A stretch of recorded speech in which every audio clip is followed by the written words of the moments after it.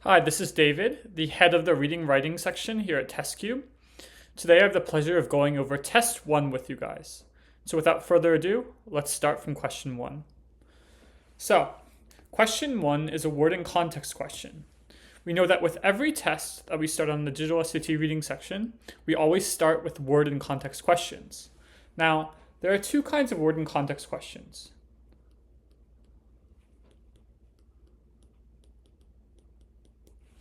So, of those two, we have what are called blank word and context questions and underlined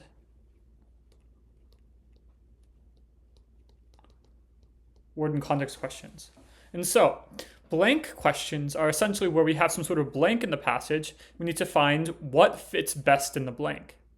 Underlined questions is when a word is underlined within the passage and we have to find the best replacement for that question. Here we're dealing with a blank question, and so what we need to do is pick out of A, B, C, and D what would be most natural in context. Now, if we look at our answer choices here, we see that they are all adjectives. And so with adjectives, what we want to do is look for any tone words or words that would describe Sir Richard Hamilton that could give us a good idea of what kind of word we're trying to find in respect to his demeanor. So let's highlight some tone words here. So first of all, we see that he's a seasoned diplomat and that he has over 3 decades of experience in international affairs. And he also has an adept ability to navigate labyrinth negotiations and has knowledge of international relations. So if this is true, we know first of all that we're looking for a positive word. Now the question is, what kind of positive word are we actually looking for? So we look first at A, abrasive. Abrasive is a negative word, right? Abrasive means in this case rude, which can't be the answer, right? So we can eliminate A. Gregarious, which means friendly, might be the answer, but let's see if in the passage we have any indication of him being friendly. We don't, so we can eliminate B. Now we're between C and D now. Let's look at D first. So D is capricious. And so what does capricious mean? It means easily changing or fickle, right? And so is there any indication that his behavior changes over time? And there isn't, so we can eliminate D. And we're left with judicious, which means good judgment, right? Someone who expresses good judgment. And so in order to be a seasoned diplomat and have all of these high stakes discussions, he must have had to express good judgment, making in this case C the answer. Now we're going to move on to number 2. So with number 2, we're dealing with another word and context question. This time, if we look at the options, we know that we're dealing with verbs. And so if we're dealing with verbs, now what we want to do is identify what verb would be most natural in context here. And so when we're dealing with verbs, it's best to first identify what is the subject of the sentence in question. And so we see that it says, his work seemed to blank the confines of conventional wisdom. In this case, our subject would be work, and then we want to find what our object is. And so our object in this sentence would be confines of conventional wisdom. So his work seemed to blank the confines of conventional wisdom. We can also look for hints in other sentences. And so when we look at other sentences, we see that his sophistication and emotional depth belied his age. So he did things that were beyond his age, right? And so we want to say something along the lines of the fact that his work went above the confines of a conventional wisdom, right? So now let's look at the answer choices. And first we have transgress. So transgress basically means to sin, right? And so that can't make sense or violate some sort of thing.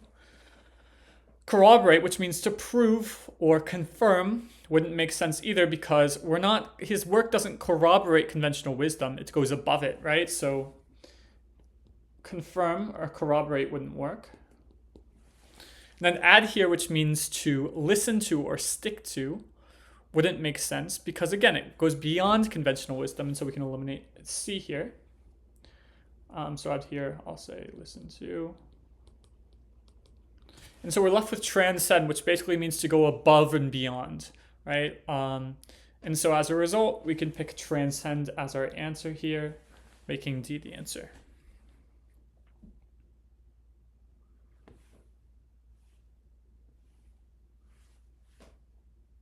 Okay, so now that we're done with the word and context questions, now we're moving on to what is called a function question. And so function question is one of the many craft and structure types of questions that are tested on this test. Function questions involve us looking at sentences and determining what the role of a particular sentence is here.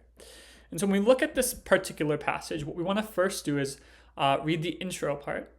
And so it says, the following text is adapted from Nathaniel Hawthorne's 1850 novel, The Scarlet Letter. Hester Prynne, a woman who has been punished for adultery, is out in public. So we know that she's punished, right? Which is actually going to be a good indication and will help us answer the question in the future. So when we first look at a function question, what we want to do is read the sentences before and after the sentence that's underlined here.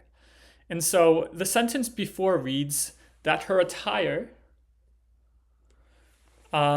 seemed to express the attitude of her spirit and had this picturesque peculiarity and wildness to it, right? And so that's what we want to infer, what we want to gather from the sentence beforehand. And then the sentence afterwards says it had the effect of a spell, right? So we can immediately tell that something being peculiar versus something having the effect of a spell is slightly different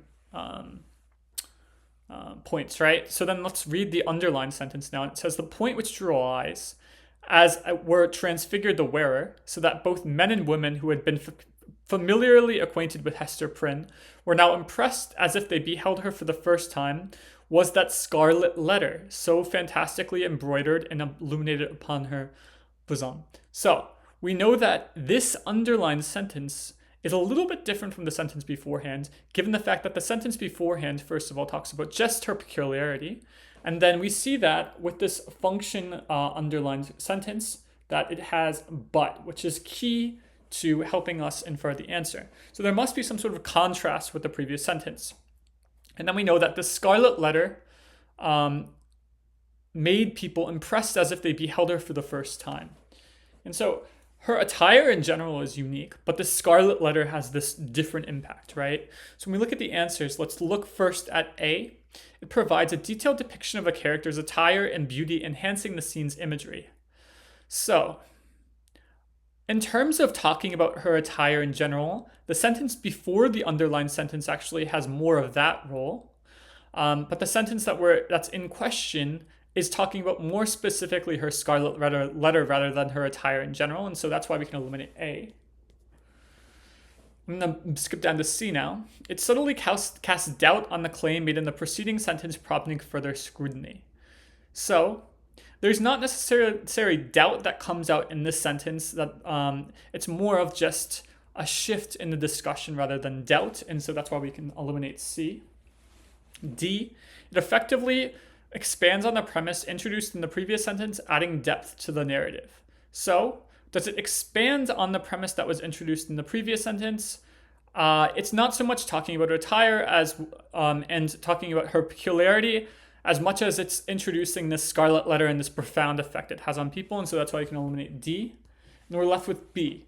So it underscores a marked shift in perception with that's what we can infer purely by but, and then illustrating the transformative effect of a symbol. And so the fact that it says this scarlet letter, right, which is the symbol in question, impressed her, right, impressed people and made it feel like they were beholding her for the first time. That's the transformative effect of this symbol that's being discussed. And so as a result, we can pick B as our answer here.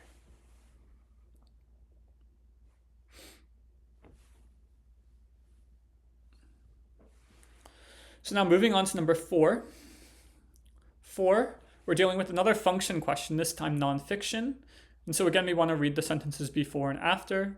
And so this nonfiction function question is rather short, but it reads, a research study by a group of scientists, including biologist Sarah R. Johnson, indicates that the presence of certain bird species can affect the growth rate of nearby plants. The researchers studied the effect of various bird species on the growth of understory plants in different forest ecosystems by monitoring bird visits and plant growth. The team discovered that in some cases, plants grew faster when specific bird species were more frequent visitors. So this is just a classic science passage, right? Where essentially we start off with some sort of hypothesis.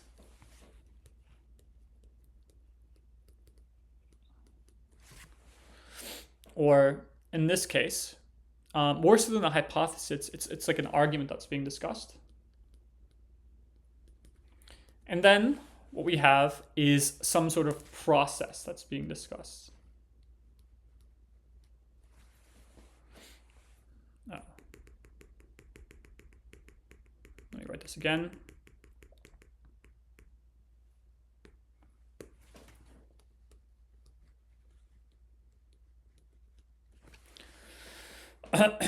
And then we end with some sort of result.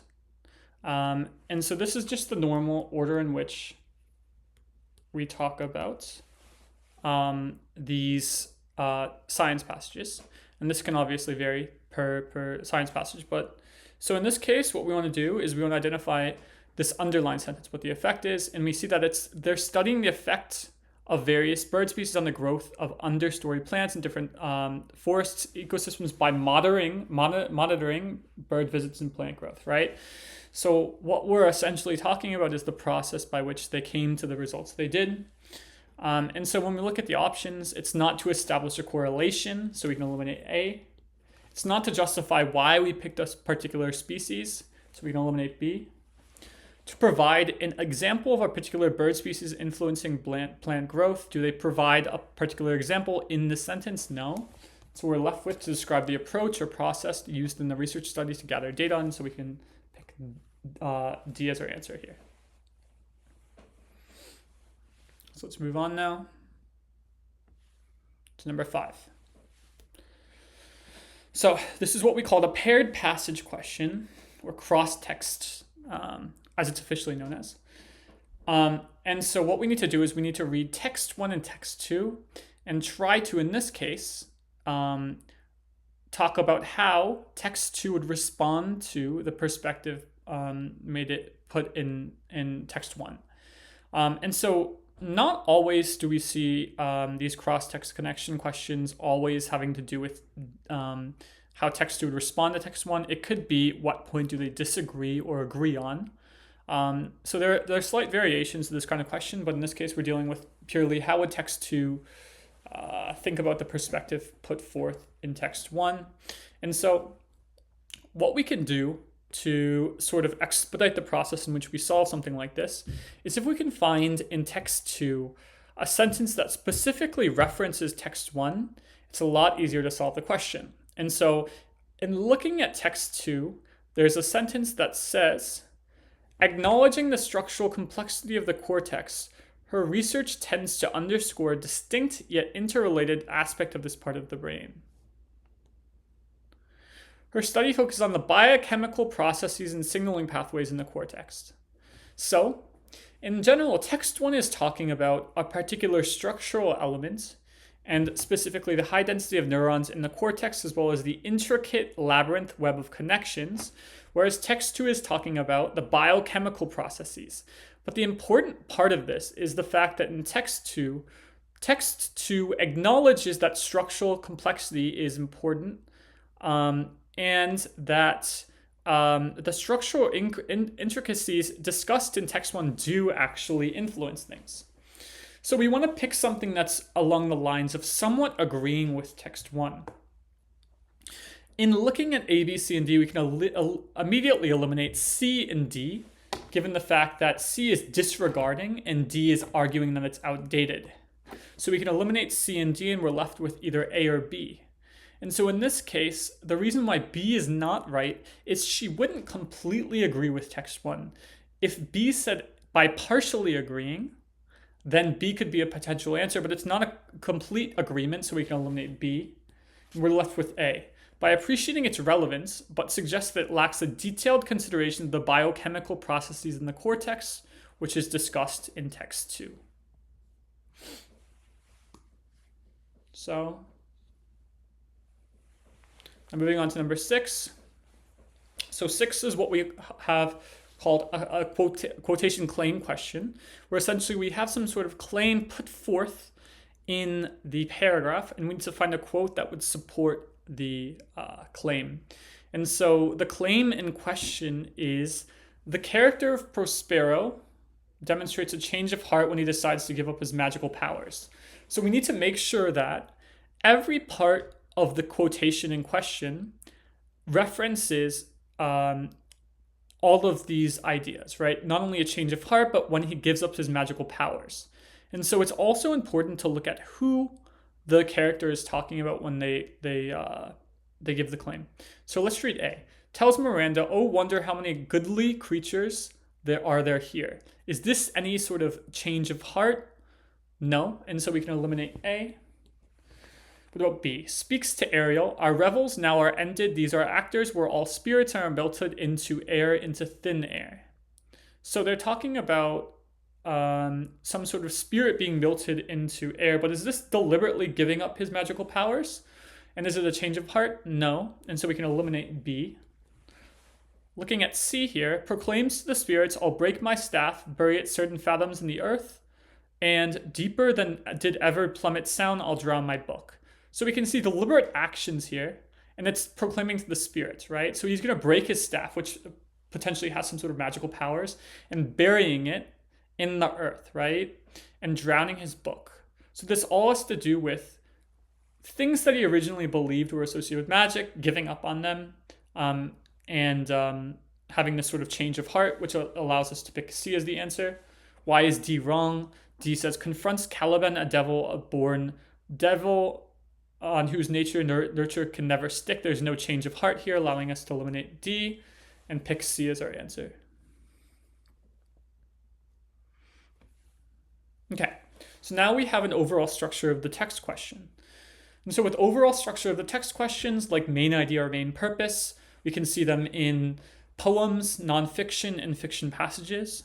Here we have a poem, and so what we want to do here is first look at the poem itself. And so when we look at the poem, we see that it's talking about the swinging of these birch trees, right? And so these birch trees, the narrator talks about thinking it's like some boy's been swinging on them, but swinging doesn't bend them down to stay, as ice storms do. And then he compares them to ice storms, right? So the actual reason why they're bending is because of ice storms, but he imagines this playful sort of explanation in terms of a boy having swung on them.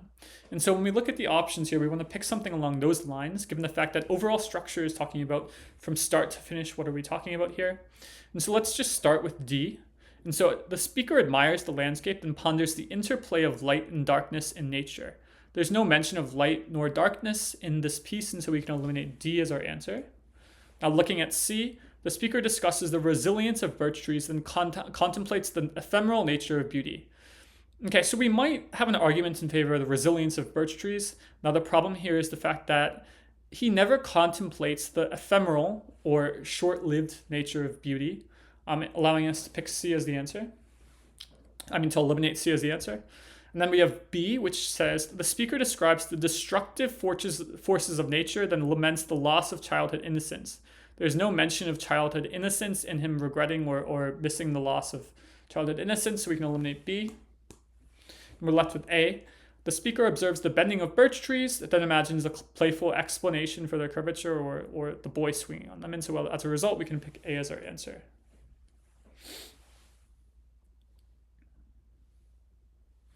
Okay, so we have another poem here. So this is a function poem. And so what we have here is the last lines being underlined. The echoes bound to a joyful sound, but shrink from voicing care.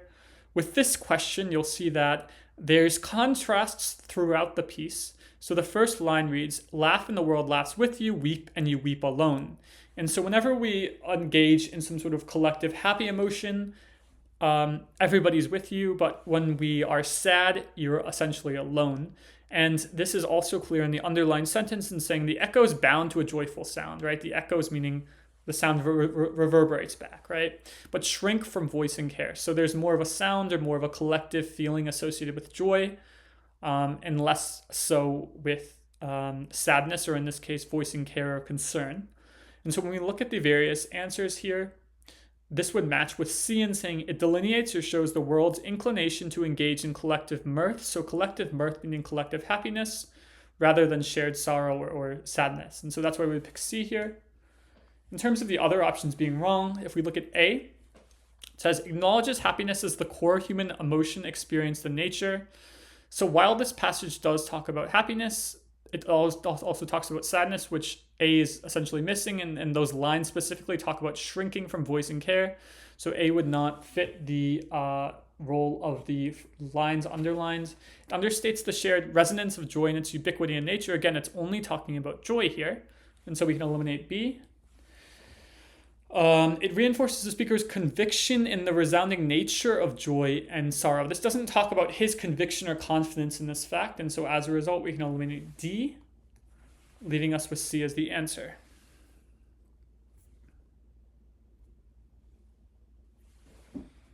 Okay, so now we have a support the text question where essentially what we need to do is look at the argument made in the text and then find some sort of evidence that would support that argument. And so here they actually tell us what claim that's being discussed, because sometimes there can be multiple claims within the passage itself. And so here we see that they talk about the claim being that honeybee dance is a sophisticated form of communication. And so if that's the case here, we want to essentially pick something that has to do with that honeybee dance is a sophisticated form of communication, but how is it sophisticated? Let's look if we can find any sort of evidence in the text. And it says the dance comprises specific movements and vibrations that provide information about the direction and distance of the food source. So depending on how the honeybees dance, there's going to be different information conveyed about the direction and distance. And so we want to find something that is along those lines. And so when we look at A first, it says honeybees are social insects that live in large colonies with a complex division of labor. Does this have anything to do with communication? No, so we can eliminate A. Let's look at B. The honeybee dance has been decoded by scientists who discovered that the angle of the dance relative to gravity indicates the direction of the food source, while the duration of the dance indicates the distance. So this gives us a good indication of how they use the dance to communicate the direction and distance, making B the answer. Let's look at C and D, why they're wrong. So C says honeybees have a remarkable ability to learn and remember the location of multiple food sources, allowing them to optimize their foraging efforts and maximize the resources available to the colony. So honeybees, it has nothing to do again with their communication, allowing us to eliminate C.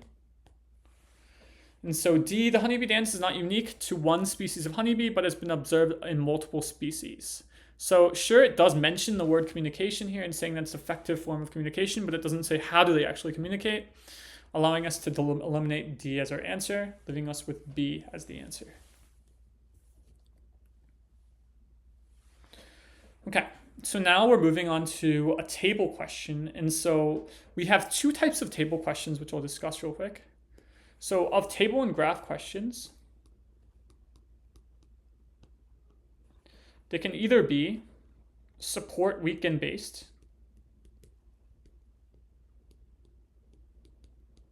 or they can be completing some sort of statement or example.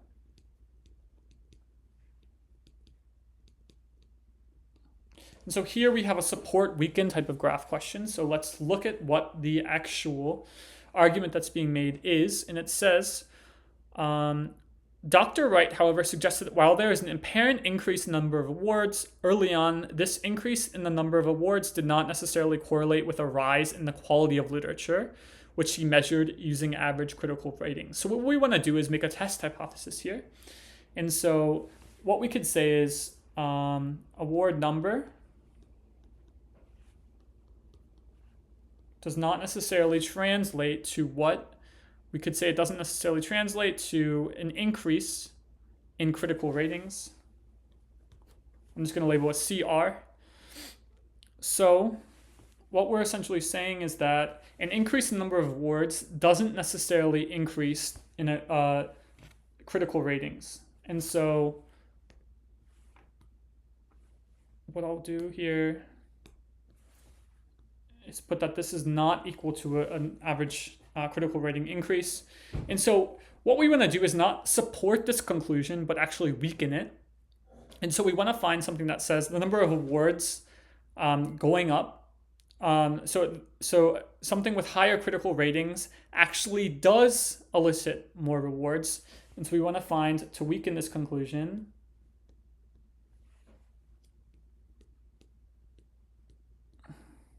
this relationship, right? And so if that's true, let's find something that essentially says early on, right? So we want to look at only these years, because this is early on, that when the critical rating went up, there was an increase in the number of literary awards. And there's only one statement within A, B, and C and D that would agree with this.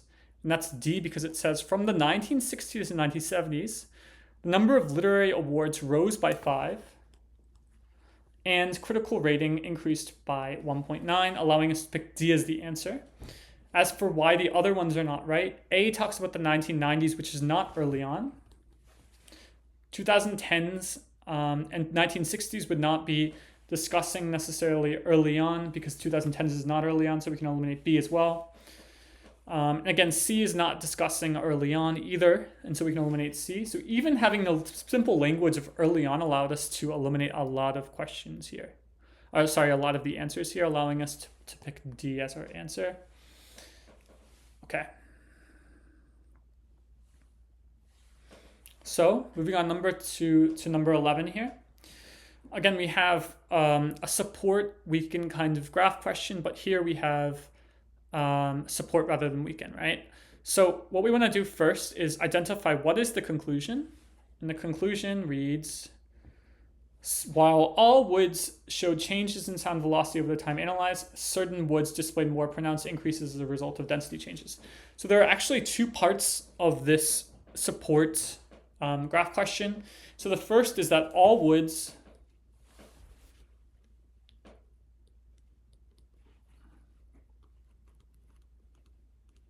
showed changes. And then the second part is that certain woods displayed more pronounced increases.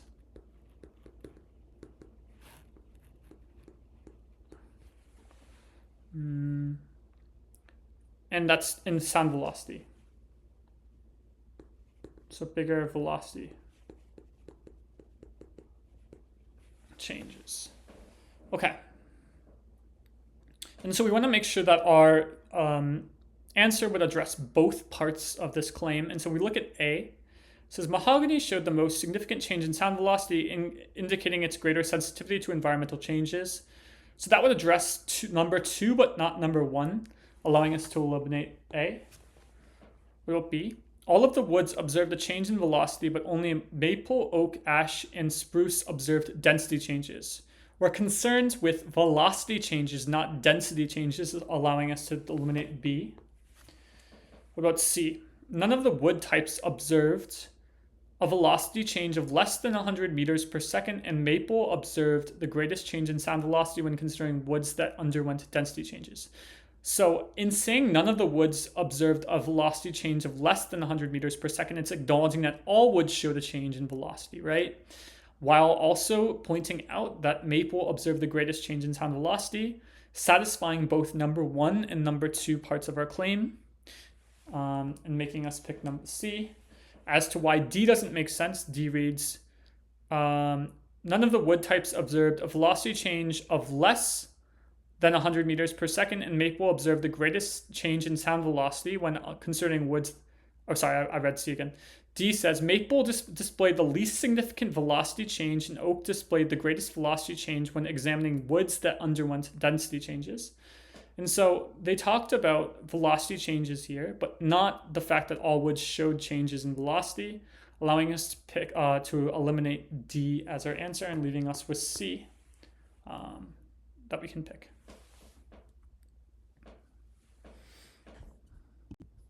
Okay, so now moving on to number 12. With number 12, we're dealing with another support table question. And so we want to look at what the hypothesis is in this case. And so the hypothesis reads that even subtle increases in the population growth rate can cause dramatic increases in urbanization rates, contributing to a significant reduction in green space area rates. So subtle increases in the population growth can cause dramatic increases in urbanization rates and would allow green space areas to also fall, right? And so when we look at the various answers here, A says that city C1's green space area is more than double C2's urbanization rate, but it doesn't discuss population growth rate subtle increases, and so we can eliminate A as our answer. What about B? B actually does the opposite of what we want because it says that the growth rate between city C4 and city C1 is not subtle, so it would disagree with our claim. What about C? City 3 experienced a much higher urbanization rate and smaller green space area than City C2 despite the relatively subtle difference in their population growth rates.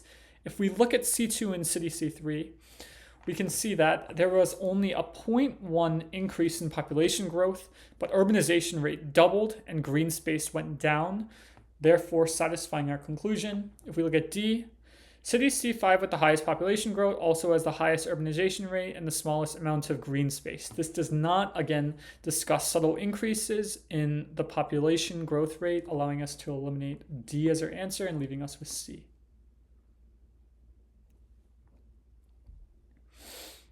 Okay, so now we have a table question that is the other kind of question where we have to complete a statement that's made.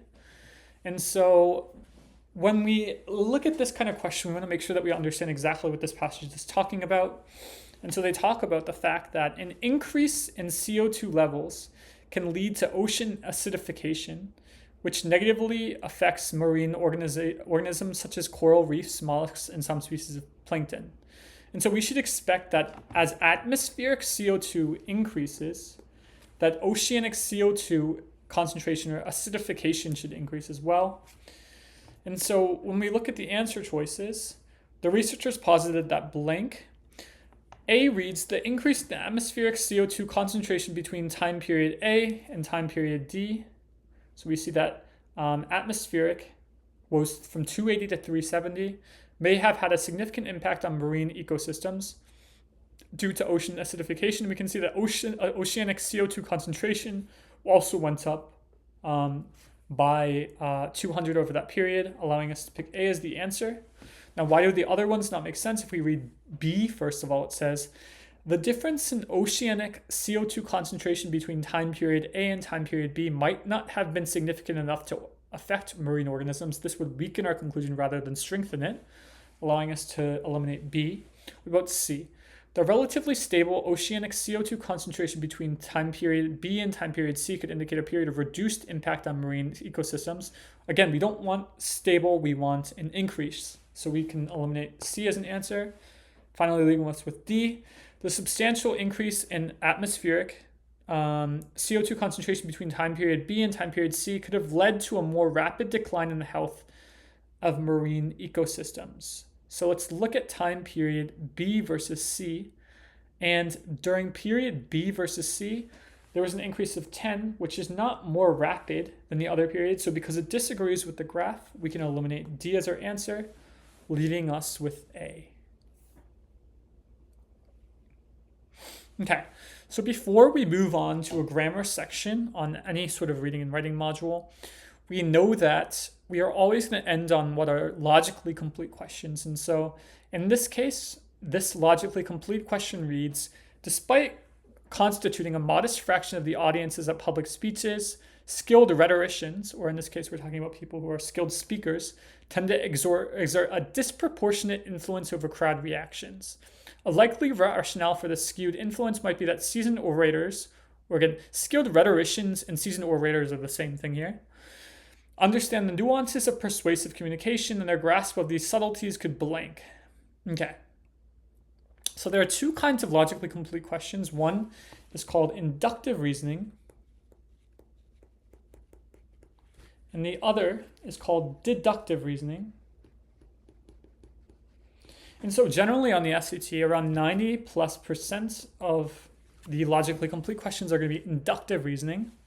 And so what is inductive reasoning? It's where we have a series of facts leading to some sort of conclusion. What is deductive reasoning? It's the opposite. It's where we have a conclusion supported by facts that then appear.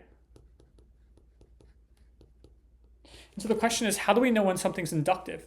If we see some sort of language like this suggests that, therefore, this could do this, then we know that we're talking about some sort of conclusion that's appearing last. If we see language like the reason for this is because of, that is going to be deductive reasoning. And so when we look at the passage itself, we see that it says their grasp of these subtleties could blank. And so we know that we're most likely dealing with inductive reasoning. So we know that ultimately we're saying that because these people understand persuasive communication well, despite constituting a modest fraction, they're able to assert a lot of influence, or in this case, sway public sentiment during speeches, allowing us to pick B as the answer. Now let's look at why the other ones wouldn't make sense. If we read A, it says, encourage the crowd to develop their rhetorical skills to match the orators. There's no evidence of the crowd wanting to develop their rhetorical skills. And so this is introducing new information, allowing us to eliminate A as the answer. Now what about C? Prompt the uninitiated in the crowd to disregard the speech entirely. Why would they disregard the speech? There's no evidence of that, allowing us to eliminate C. Increase the demand for public speeches that employ sophisticated rhetorical techniques. Is there a demand for public speeches that use sophisticated rhetorical techniques? Not necessarily, and so we can eliminate D as a result of using new information again, leaving us with B as the answer.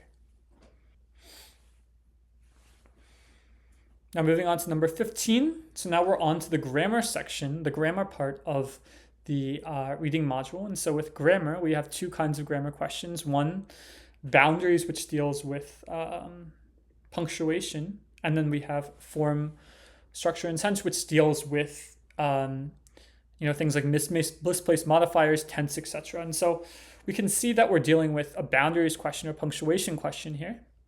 And so when we try to determine what would be the answer here, it's important that we see that there's a comma after the O here in callow, meaning that known for her self-portraits and exploration of identity is acting as an appositive phrase. And so if we have an appositive here, we want to surround an appositive in commas, allowing us to pick A as the answer here.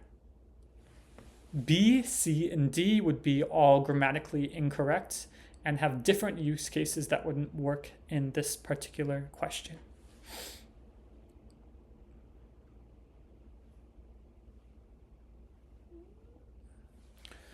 Now moving on to 16, here we have a form question. So it reads, according to astronomers, the Milky Way is a barred spiral galaxy and blank contains over 100 billion stars. So here we want to know, what are we referring to in this blank? What noun are we referring to?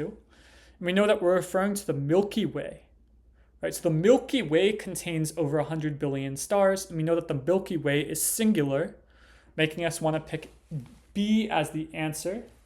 Itself would be awkward in this sort of context, and they would be referring to plural, and one would be something that we talk about when we talk about a person in a neutral sense. And so that's why we can eliminate D, and we're left with B as our answer here.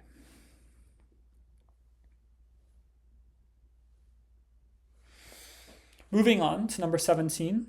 So this is a quick rule that you always have to remember with this kind of question. Whenever we have some sort of profession and then the name of the person, there's never a comma in between the profession and the name.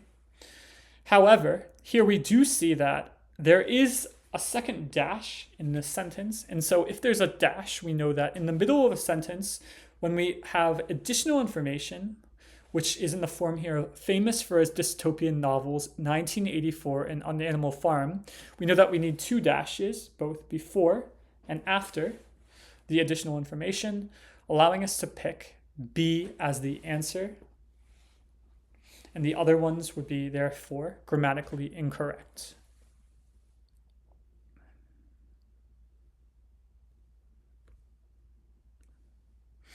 Okay, now moving on to number 18. Here we have a form question where we want to refer to the subject in question. And so our first question should be, what is the subject that we're talking about? And so if we just basically eliminate this additional information, which can live for more than 2,000 years, it becomes clear what is the subject of the sentence. And the subject would be trees. And so trees requires a plural verb. And so when we look at the various answers, we want to pick the least complicated. And we know that we're talking about the present tense. And so therefore, we would pick be as opposed to a singular noun, or in this case, the present perfect wouldn't make sense in this context as much as just using a present verb. And so therefore, we would pick be as our answer. Now moving on to number 19. So let's first read the sentence in question. It says, through her research, Goodall discovered that chimpanzees exhibit complex social behaviors, use tools, and blank, thereby challenging the conventional understanding. We see that this part is a dependent clause, and so there must be a comma before thereby. And so if that's the case, there would be only one answer that could potentially make sense here, and that would be to use a comma. B doesn't make sense because the last part is a dependent clause and not an independent clause, making B wrong.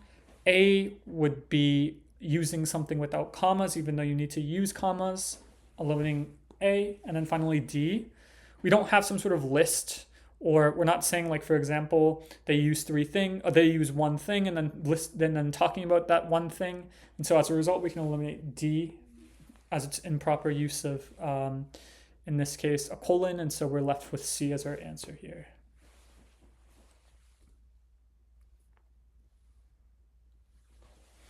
Okay, so here again, we want to find what we're looking for as the subject in the sentence. And so when we look at the sentence itself, we see that they're talking about bacteria.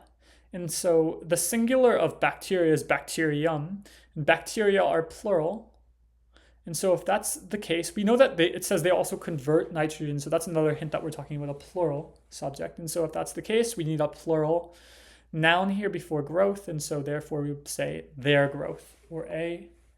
Your, its, they would not make sense in context, allowing us to solidify A as the answer.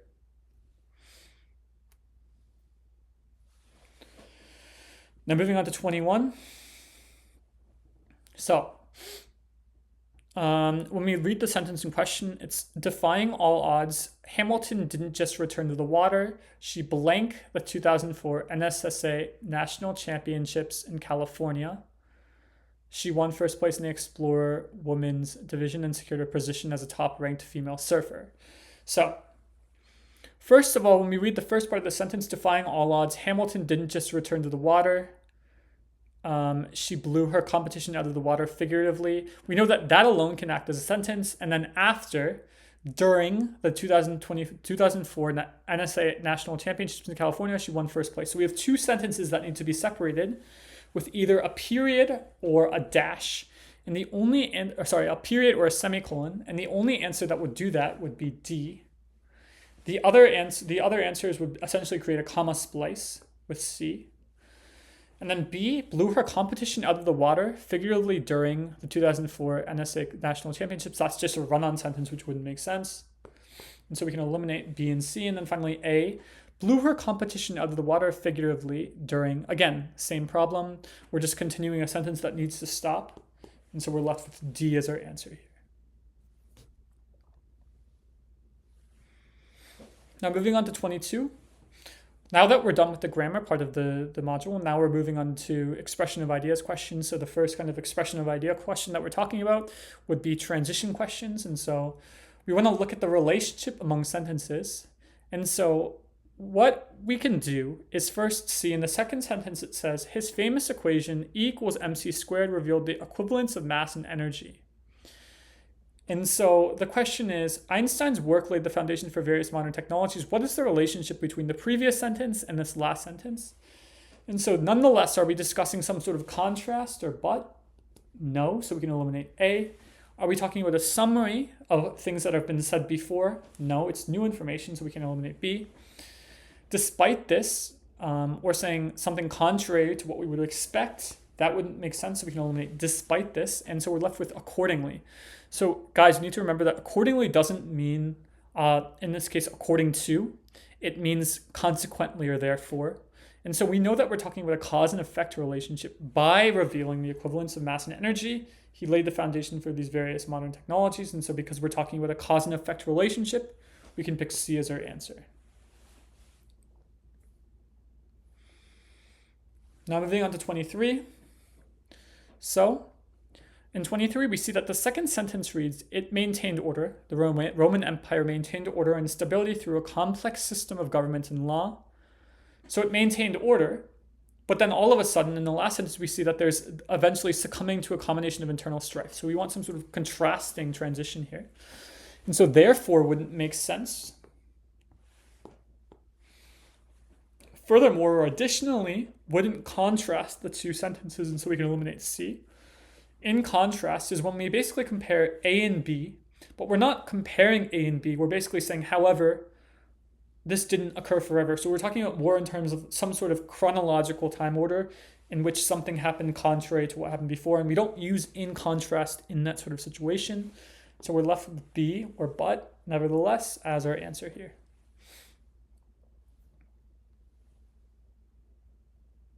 Now moving on to 24. So we have the jazz age here, right? That's a period during the 1920s. And we had these musicians gaining widespread acclaim. But then at the same time, these writers also challenged racial inequality. And so because we're talking about at the same time, we know that simultaneously but must be the answer. But the question is, why do the other ones not make sense? So conversely and on the contrary, I mean pretty similar things. But the thing is, challenging racial inequality and garnering widespread acclaim through this music are not opposed things, right? They're not complete opposites. And so if that's the case, because we're not talking about direct opposites and comparing those two opposites, conversely and on the contrary don't make sense. And we're not talking about some sort of conclusion to what was mentioned before, so we can eliminate C as our answer, leaving us with B. Okay, so now with 25, we have another transition question. I think this is around the final one. We have the fact that social media has had an impact on mental health and privacy, and this has raised concerns, right? And so one of the impacts that's actually discussed here is the fact that it can lead to increased anxiety. So they're giving an example of the impact. So because they're giving an example of the impact, for instance, would be a right answer. On the other hand, again, is when we compare A and B, and so that's not what we're doing, and so we can eliminate B. In addition, is talking about new information, which is not necessarily what we're talking about, and instead would basically be talking about some sort of expectation contrary to what we would expect. And so as a result, D would not make sense, and we're left with A as our answer here. Okay, so finally we have rhetorical synthesis questions, which is always the last kind of question that appears in the module. And so with this first rhetorical synthesis question, we want to, as opposed to starting with the bullets first, also always read the objective of the student first. And so it says the student wants to emphasize the geographical extent of the Roman Empire. Okay, and so what we want to do is first read through A, B, and C, and D. And if there's only one answer choice that answers this objective of the student, then we don't even have to read the bullets. If there are multiple answers that addresses this objective of the student, that's when we have to read the bullets. So let's look through A, B, C, and D, and which ones talk about the geographical extent of the Roman Empire. And so when we look at A, first of all, it says the Roman Empire's political system consisted of a mix of monarchy, oligarchy, and democracy, contributing to its vast influence across Europe and beyond. Do they talk about the geographical extent of the Roman Empire? No, they focus on the political system, and so we can eliminate A. Let's look at D. The decline of the Roman Empire was due to various factors, despite its impressive geographical extent covering multiple continents. Okay, so they do talk about the fact that it covered multiple continents, but they're not detailed, and they focus on the decline, so we can eliminate D here. What about C? During the Pax Romana, the Roman Empire experienced a period of peace and stability that extended across its various vast territories. And so we know that it doesn't specify the vast territories specifically in terms of countries or continents, and so we can eliminate C. We're left with B, which reads, the Roman Empire, one of history's most powerful civilizations, spanned much of Europe, North Africa, and the Middle East as its peak. So it talks about specifically geographical extent of the Roman Empire or size of the Roman Empire, and so as a result, we can pick B as our answer here. So finally, concluding the module with number 27. So the student wants to explain the role of the protagonist in 1984. And so we want to know what the protagonist's role is in the book. And so let's look at the answer choices first. So 1984 is a dystopian novel by George Orwell that explores the impact of surveillance, propaganda, and the power of language on society and individual freedom. Is there any mention of the protagonist here? No. So we can eliminate A. Okay, and let's look at B. Winston Smith works at the Ministry of Truth in Oceania, where he alters historical records to fit the party's narrative, reflecting the themes of propaganda and control in 1984. This directly explains what his role is in terms of altering the historical records to fit the party's narrative, and so B would be a good answer. Let's make sure that C and D don't work. C, George Orwell's 1984 is set in the totalitarian state of Oceania, where Winston Smith struggles against oppression. Just simply saying he struggles against oppression is not talking about exactly what his role is, so we can eliminate C as our answer. We're left with D. As a warning against the dangers of totalitarianism, 1984 by George Orwell examines the erosion of individual freedom in a society characterized by surveillance and manipulation. Is there any mention of Winston Smith or the protagonist? No, and so we can eliminate D, and we're left with B as our answer. This concludes Module 1, and we're now going to move on to the lower module of Test 1. Thank you. Okay, so now moving on to the lower module here. Our first question is, of course, a word and context question. And what we have in the answer choices that we can see is past tense verbs. And so if we have past tense verbs, what we want to do is first look at what is the subject of the sentence in question. And we can see that they're talking about he, and the object is these sequences of human figures. And because we know that he's a photographer, what is he doing with these sequences of human figures? He's taking a picture of them. And so another way of saying take a picture of is capture. And so that's why we pick D here. In terms of why would the other answers not work, alleviated or make better wouldn't make sense in context, and so we can eliminate A. Ignored would be the opposite of what we're looking for.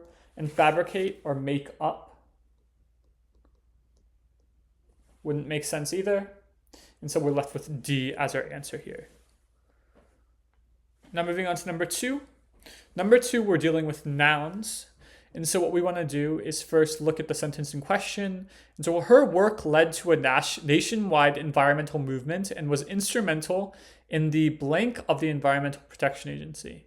So we know that because she had this environmental agenda, she must have had an influence in either the operation of or the initiation of the Environmental Protection Agency.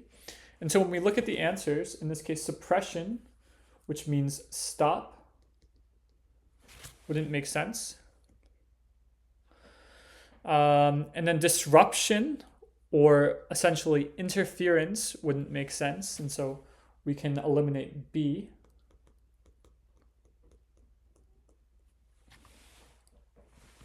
So A and B don't make sense. And then D, hindrance or something that's bothersome wouldn't make sense either. Bother. And so we can eliminate D, and we're left with inception or initiation or creation of being our answer here. Okay, so now moving on to number 3. So with number 3 here, we have adjectives. And so just so you guys know here, if we have a word like repudiated, right? This RE generally tends to mean one of two things. So the most common usage we see is a rejection. And so RE can mean a rejection of something. Or it can mean repetition, right? To do something again. And so let me just give you some examples of words that work with this. So rejection, we can have, for example, revoke, rebuke. So revoke means to take something back. Rebuke means to criticize or scold. And so we see Ari sort of having this negative connotation commonly. And then also it can have repetition, right? To do something again. And so when we look back at the text, we see that this person, Andrew Wiles, published this proof and is responsible for a significant achievement in the field of mathematics. So if that's true, he must be famous to an extent. And so when we look at the answers, repudiate or reject would not make sense. Renowned or famous would be the best answer here. In terms of what do the other words mean here? Resuscitate or bring back to life.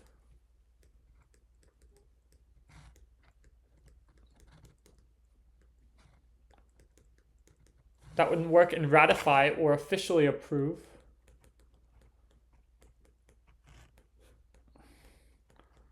Also wouldn't make sense. And so we're left with renowned as our answer here.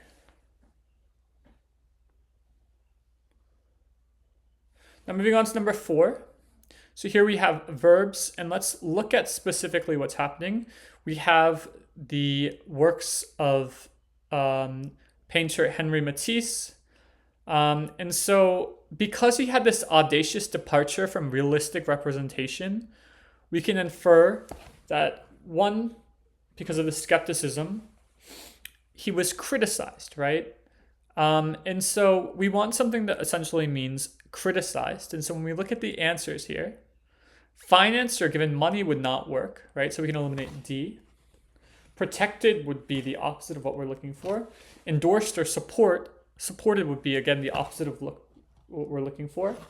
Scrutinized or followed closely.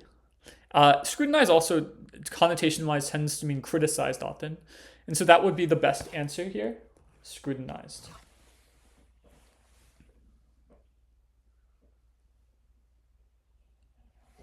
Okay, so now moving on to number 5.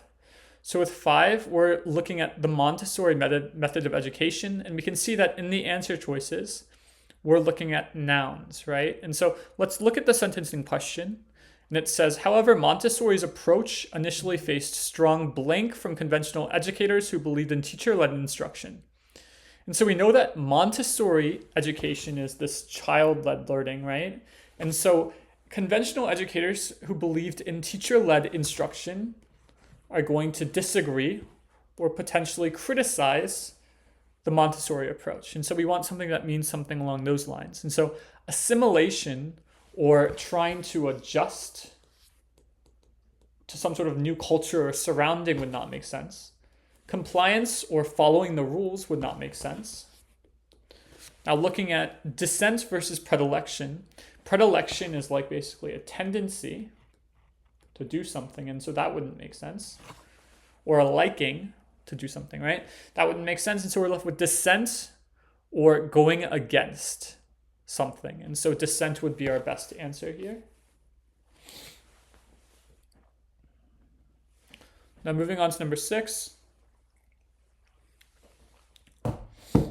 With 6, what we have is the other kind of vocab and context question where we have an underlined word.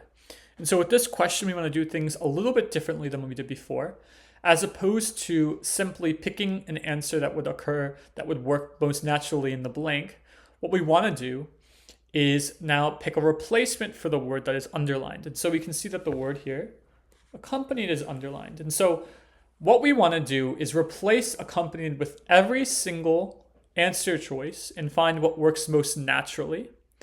And so we can see that they're talking about this woman, right? So her image accompanied me and even in places the most hostile to romance. So her image encouraged me even in places the most hostile to romance. If this place is somewhere hostile to romance, her image wouldn't encourage someone, right? Her image entertained me even in places the most hostile to romance. That would be also awkward use of what's happening here. Her image guided me. There's no evidence that the image is guiding him. It's rather that the image is following him wherever he goes. And so that's why we can pick here D as our answer. Now moving on to number 7. With 7, we can see that we're dealing with what's called verb phrases. And so let's look at the sentence in question. The sentence in question reads, a result of the political upheaval, many private collections and royal repositories became blank their invaluable pieces. So we know that in the first sentence it says that these artworks were seized or destroyed, right? And so if these artworks were seized or destroyed, no longer do these private collections and repositories have those artworks, right? And so we want to basically pick something that means don't have anymore, devoid of, lack of, right? And so tampered with their invaluable pieces, you can't become tampered with.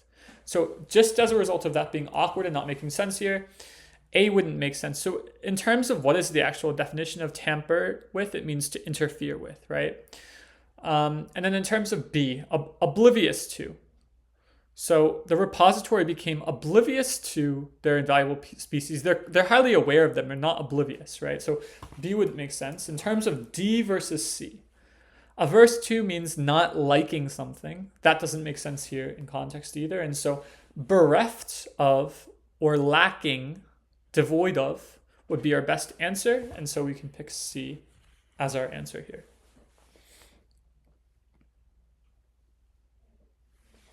Okay, so now that we're done with the vocab and context questions, we're now moving on to what we have here is an according to the text question, which falls under the central ideas and details category.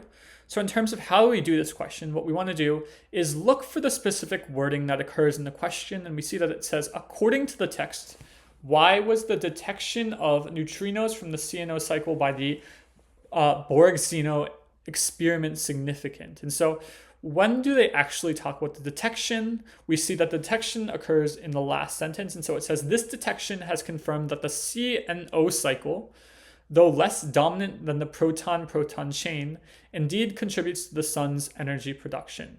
And so we have two things that contribute towards the sun's energy production. We have the CNO cycle and we have the proton-proton chain. And so both of these elements contribute towards the sun's energy production. And so if that's the case, if we look at A says it proves that the sun's energy production is solely based on the CNO cycle. And that's not what we just said, right? We said that the CNO cycle and the proton-proton chain have an influence on the sun's energy production, so we can eliminate A. In terms of the other options, if we look at D first, it implies that the sun's energy production does not involve the conversion of hydrogen into helium. The conversion of hydrogen into helium, if we look at the passage, it has to do with the process of the proton-proton change. And we know that the proton-proton change does play an impact in energy production, and so D would not be able to make sense. We look at C versus B. C reads, it suggests that the proton-proton chain does not contribute significantly to the sun's energy. That contradicts the information in the passage, given the fact that we said it does indeed have an impact, and so C wouldn't make sense. If we look at B, it supports the occurrence of the CNO cycle in the sun's energy production alongside the more dominant proton-proton chain. Okay, that exactly agrees with what's in the last sentence, and so as a result, we can pick B as our answer here.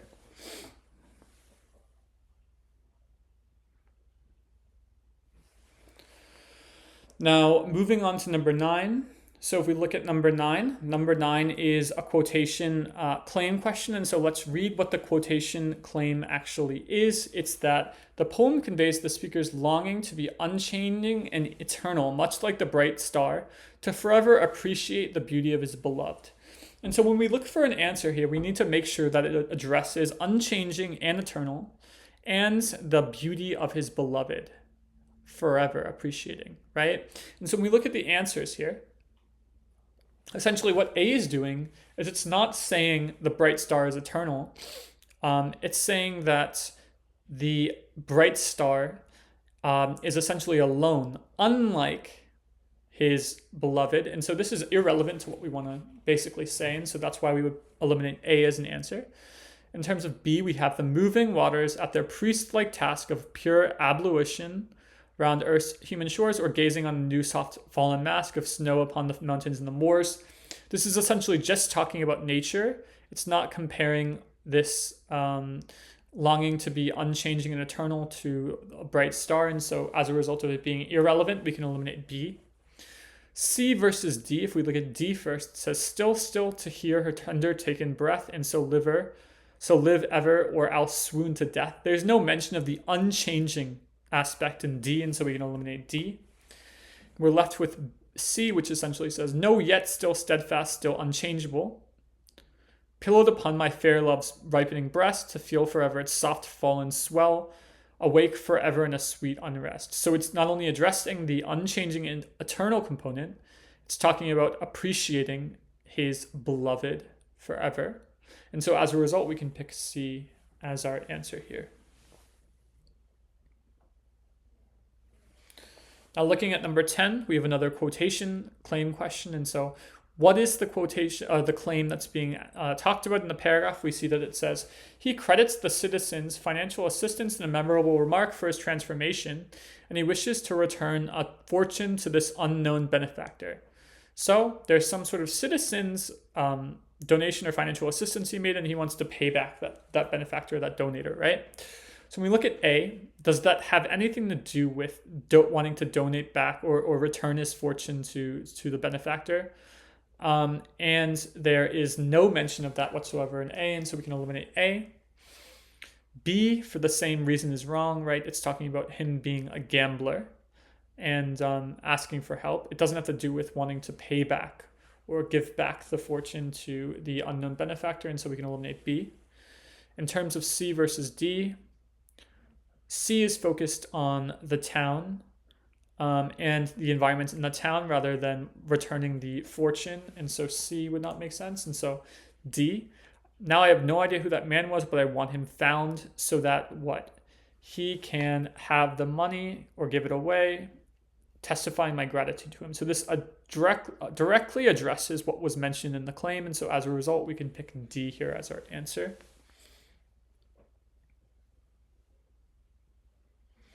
So one more claim question. What we have here is it says, Jeremy shows skepticism towards this decision. What is the decision that they're talking about? The Valentine deciding to turn towards philosophy and writing to spite those who've scorned him, right? So Jeremy should not like this idea of him turning to writing. And so in terms of the answer choices, if we look at A, C, and D, there's no mention of writing nor philosophy in any of these answer choices. So we can eliminate A, C, and D altogether. And we're left with B, which says, you don't mean to write, right? That's a sort of air of skepticism in the way in which the questions ask. Sir, it's impossible. I may die with you, starve with you, or be damned with your works. But to live even 3 days the life of a play. So essentially he's talking about the fact that this decision to write is not a good idea, right? You shouldn't do that. It's impossible. And so that's why, in this case, B would be the best answer here. Now moving on to number 12, which is a logic question. What we want to see is, first of all, are we dealing with inductive reasoning versus deductive reasoning, right? Do we have the facts and then are we creating a conclusion, or do we have a conclusion then facts? And so we can see that we have that would imply that here. And so if we have that would imply that, essentially we know that we're dealing with some sort of conclusion. And so what's going on here? We see that this peppered moth developed a diurnal flying gene variant. And so diurnal is essentially flying during the day. And then it says the peppered moth was usually depicted as a nocturnal creature. And so what can we infer from this? We can infer that as a result of adaptation, some moths among the peppered species adjusted to flying during the day as opposed to at night. And so if that's the case, we want to pick an answer that means something similar. And so when we look at D, it says, some peppered moths might have adopted a diurnal lifestyle due to the genetic change, but the majority remains nocturnal until the 20th century. And so that would support what was said in the text without adding any sort of contradictory or new information. Let's look at the other choices. The genetic change in the peppered moth was an isolated occurrence and not influence the species' overall behavior. There's no mention of it being an isolated occurrence, and so we can eliminate A.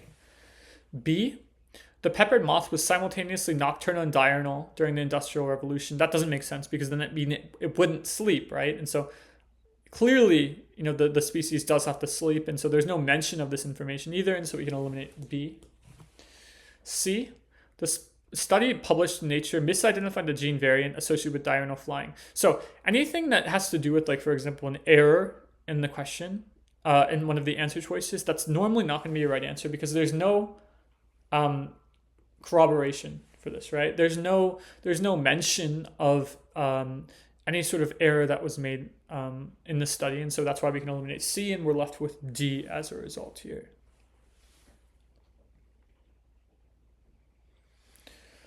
Now looking at 13. So 13, we're dealing with something called infantile amnesia. And so infantile amnesia, it says, is not that adults can't tend to recall memories before the age of 3.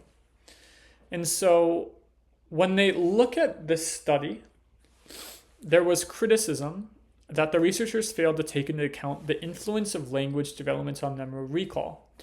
And so adults were required to verbalize their memories in the study, but language acquisition doesn't fully mature until the age of 2.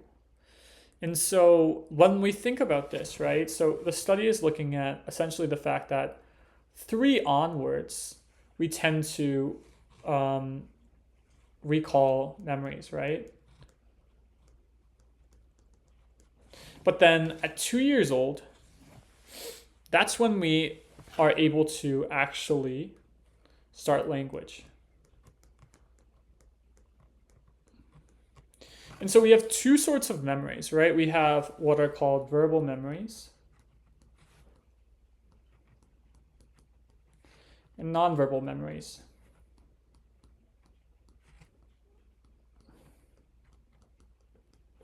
And so if that's the case, what this may mean is essentially that from 3 years old, we theoretically begin to recall memories, but before 3, we don't, and especially before 2 specifically, we only have nonverbal memories, right? So if adults have to recall memories, there's a great chance that they only are recalling these verbal memories and they're not necessarily recalling these nonverbal memories. And so if that's the case, what can we actually think? Potentially, this infantile amnesia might actually start before 3 at an earlier age, but we just can't discern those memories earlier than 2, given the fact that they are nonverbal memories. And so as a result, that's why we could pick here C as our answer. May overestimate the onset age of infantile amnesia due to the reliance on language-based memory recall. And so when we look at the other answers here, first A, provide clear evidence for the phenomenon of infantile amnesia. It's doing the opposite, right? It's saying that infantile amnesia might not be the way that we think about it, and so A would make sense. Demonstrate the limitations of language as a tool for recalling earlier childhood memories. That's not what we're focused on here, right? We're focused on the fact that infantile amnesia might start from an age earlier than we expected. And then D, are limited in their applicability because they only examine adults' memories and not children's. So that's not necessarily relevant here because even if we examine the children's memories, we might come up with a similar result. We don't know necessarily whether there would be a different result. It's not mentioned in the passage, no comparison between adults and children, and so that's why we can eliminate D. And we're left with C as our answer. Okay, and so now 14, what 14 is basically talking about, again, we have inductive reasoning question. We see that they're talking about how predictive models, to be strong or robust, they should account for potential outliers. And so incorporating data from extreme cases or outliers might essentially strengthen the model. And so we want something positive, right? And so there's no mention of statistical textbooks, and so that's why we can eliminate A here. B, prevent data scientists from developing predictive models without considering outlier data. There's no mention of prevention here, so we can eliminate B. Simplify the modeling process for novice data scientists unfamiliar with machine learning algorithms. They never talk about novice data scientists here, so we can eliminate C. And so we know that D would be the answer because it would indeed enhance the model's capacity to generalize and make accurate predictions in diverse scenarios. And so we can pick D as our answer here. Okay, so now we have a direct support hypothesis question. And so we look at what is actually happening here. We see that they're saying that color changing capability could also play a key role in octopus's communication with each other. So the answer should have something to do with the color changing ability. And so if we look at C, first of all, there's no mention of color changing ability, and so we can eliminate it. We look at the other options. D, all octopuses exhibited the same level of interaction with each other regardless of their color changing abilities. This would essentially weaken the hypothesis rather than support it, and so we can eliminate D. Looking at A versus B, B says octopuses with color alteration ability demonstrated a tendency towards solitude rather than social interaction. This would again be the opposite because we would expect color changing ability to be something that's used in communication, so they should actually interact more rather than less. And so A, octopuses that were incapable of color transformation appeared to engage in more acts of aggression with their counterparts. Why does this make sense? Because coloration essentially acts as a form of communication, which can alleviate the chance for conflict. And so that's why we'll be able to pick A here. That's our answer.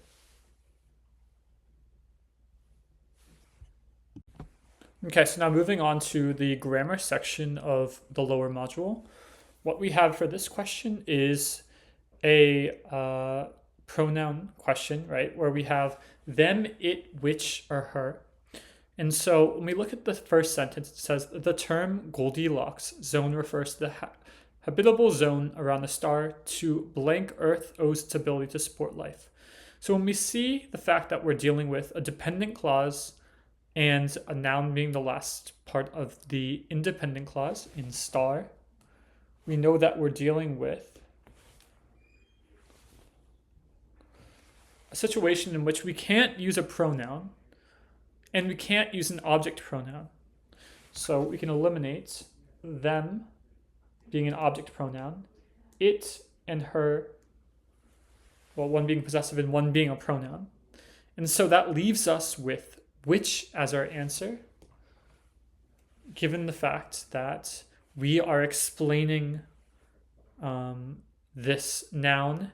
And the reason why we have to here is the fact that the Earth owes its abilities to support life to the star, right? And so that's why we would pick C here as our answer.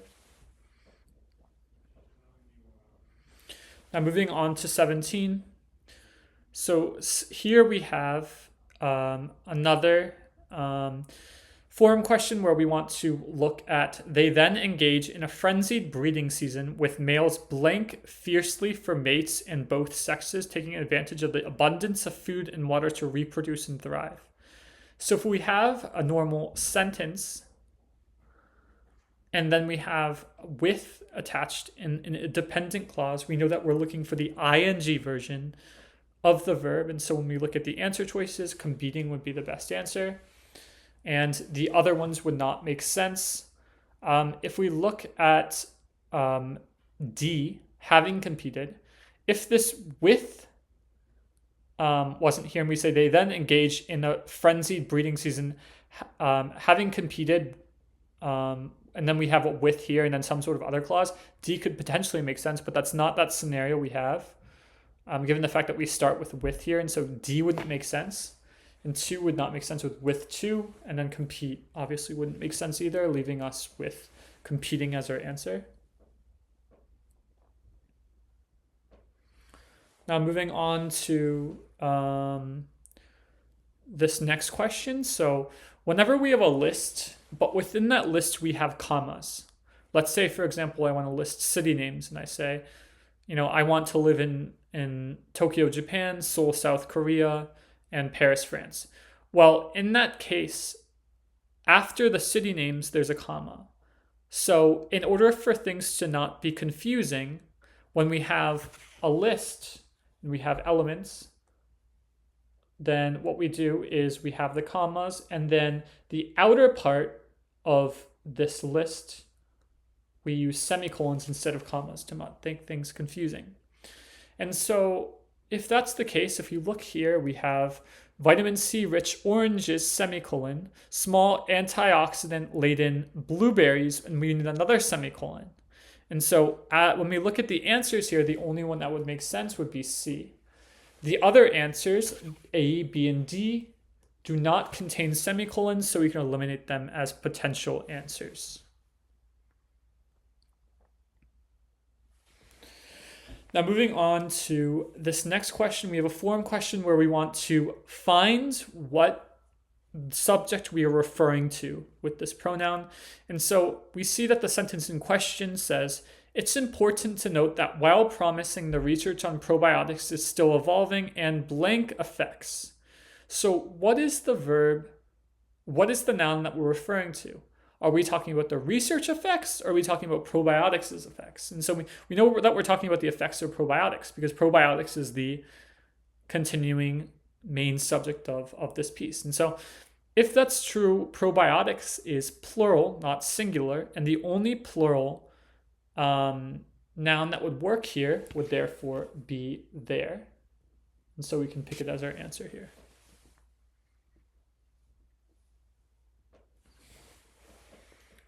Okay, now moving on to the next question.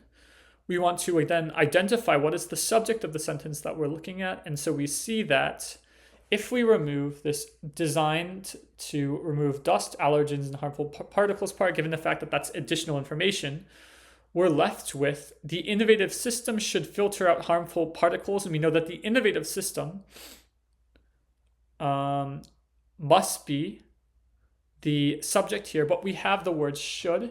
And so should filter and should establish. And so A would be our answer. If we didn't have the word should, then we could pick B as the answer, establishes. We're not talking about past tense, and so we can eliminate C. And establishing wouldn't make sense because it's an ing version of the verb. And so that wouldn't work in context here with should.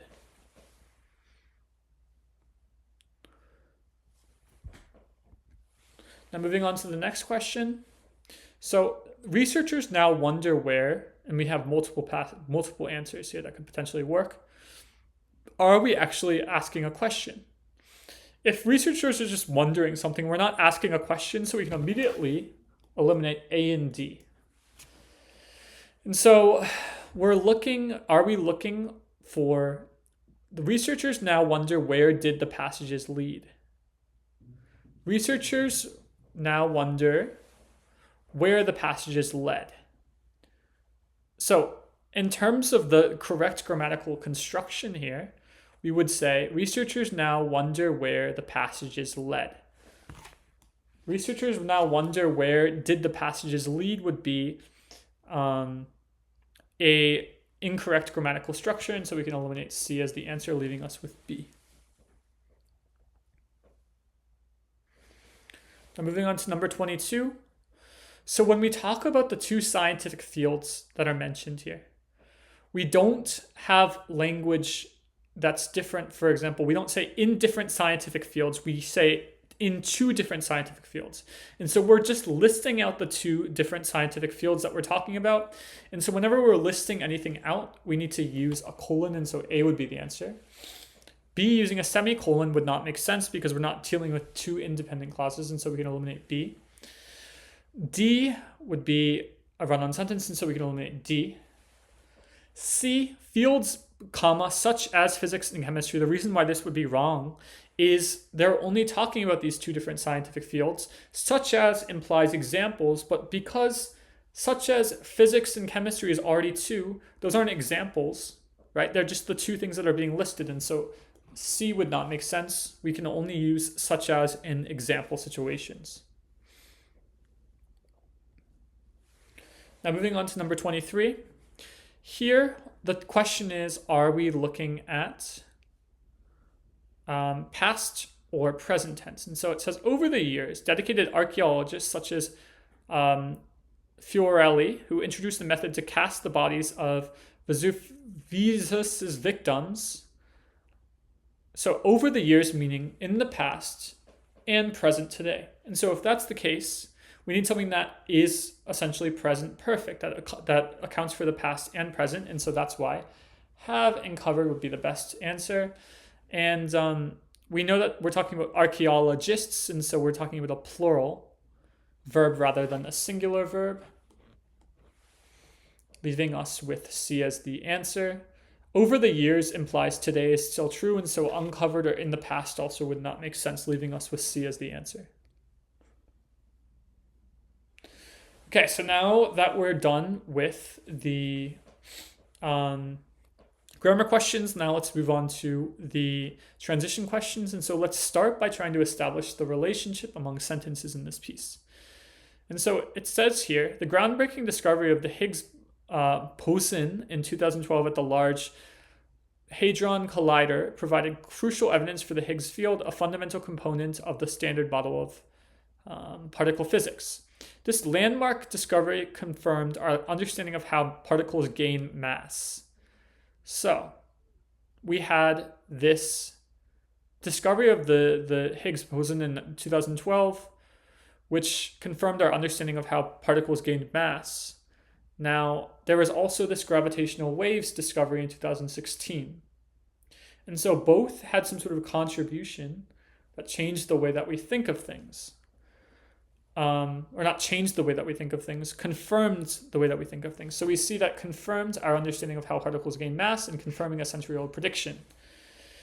So if that's the case, because these are two confirmations, the best way that we can link them is something along the lines of similarly or in the same vein. Concurrently implies that something is occurring at the same time as something else. Concurrently means simultaneously. And so simultaneously would not be right. On the other hand, implies some sort of contrast, which is not occurring here. And furthermore, would theoretically work if in the same vein was not an option, but we're talking about more of some sort of similar pattern rather than an additional example or information. And so B would be a better answer than D. Now moving on to 25. So what we have here is a situation in which we have this discovery of Homo floresiensis, right? And it provided fascinating insights into human evolution. And then so they talk about this discovery of this specific species, but then they talk about another species, and the Denisovans, right? And so there are two species. And how do we link these two sentences? By essentially saying, here's one species, but in addition, here's another species. And so moreover, or furthermore, additionally would be the best answer. Conversely would imply that we're talking about some sort of opposing relationship, which doesn't make sense. Instead would imply that we are taking some sort of route or doing something instead of something else, and so that wouldn't make sense. In spite of this or despite would not make sense either, allowing us to pick a moreover as our answer here. So now we are finally on to the last kind of question, the rhetorical synthesis questions. And so we want to first look at what the student's objective is, and we can see that the student's objective is the student wants to portray the range of Benjamin Franklin's contributions. And so how did he make these diverse contributions? What kind of diverse contributions did he make? So when we look at A, first of all, do we actually talk about the range of contributions? No. And so we can eliminate A. B, so he was not only a significant player in politics, but also contributed to society through his writing and civic activism. So that would be potentially an answer because of the fact that it talks about multiple things. So let's leave that as potentially an answer. Let's look at C. Known for his polymathic nature, Benjamin Franklin's influence spanned across fields such as science, literature, and social activism.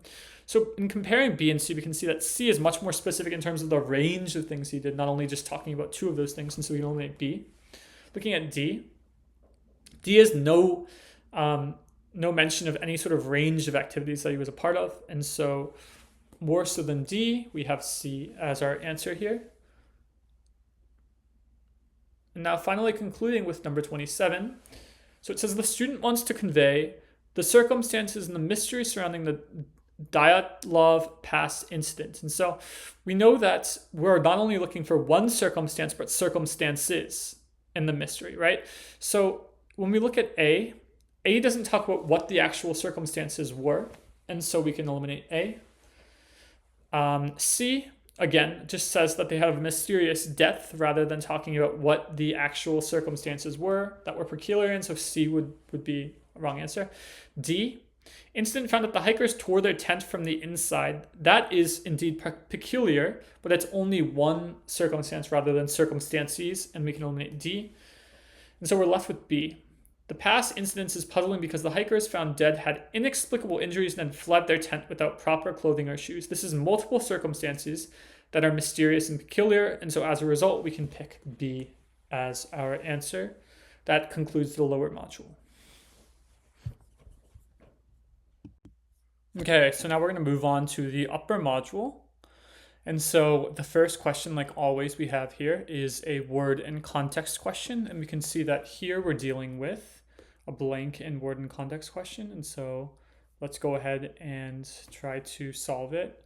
And so we can see that the options here are all verbs. And so what we want to do is identify the subject and object of the sentence in question. And so we can see that the subject of the sentence in question would be people struggled to blank their way. And so our object would be their way.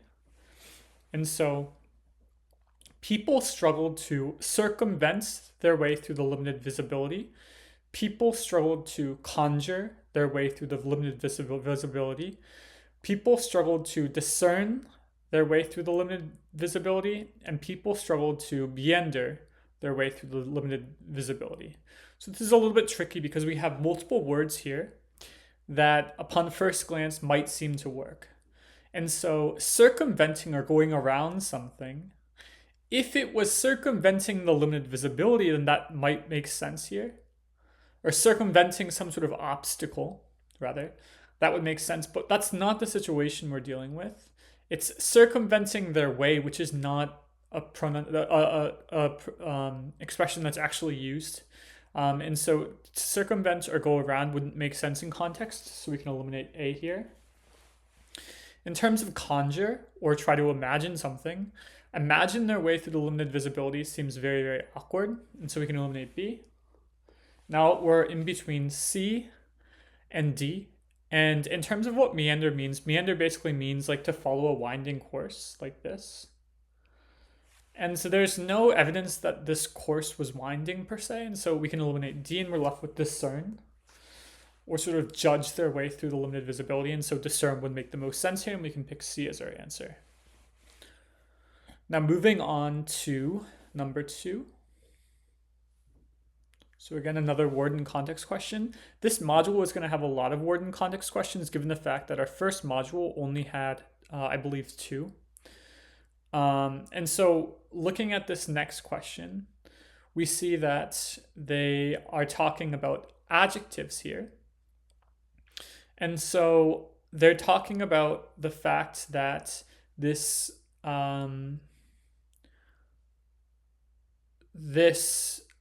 automotive industry, in Detroit per se, has fallen into a state of decay.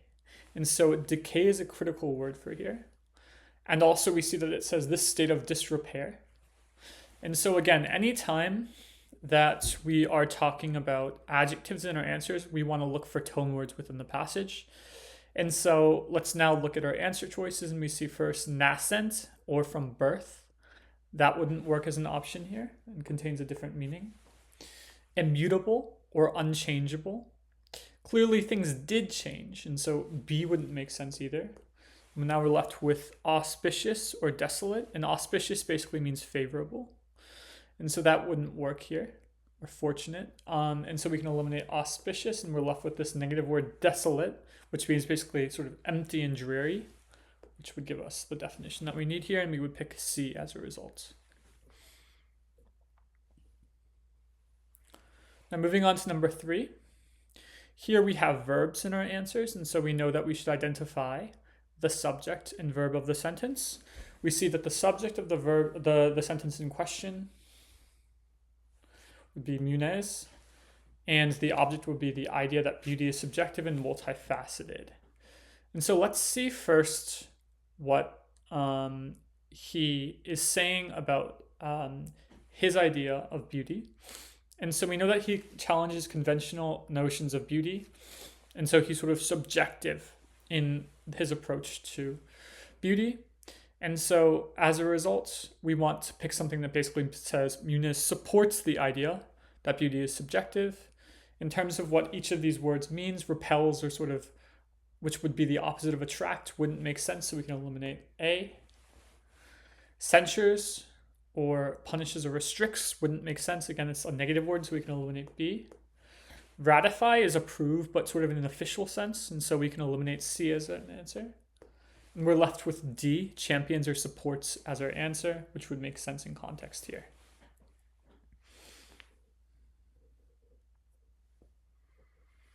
Now moving on to number 4.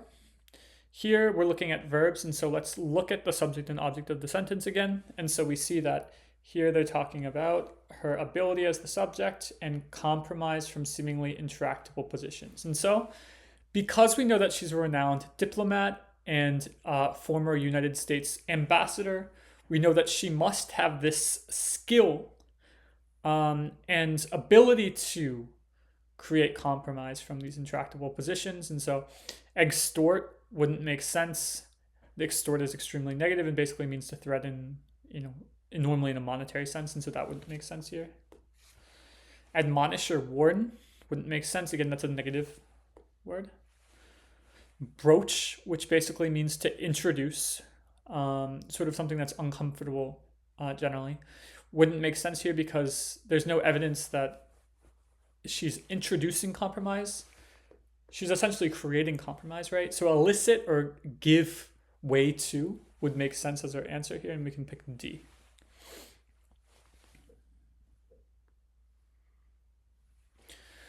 Now moving on to number 5. So here we have another word and context question.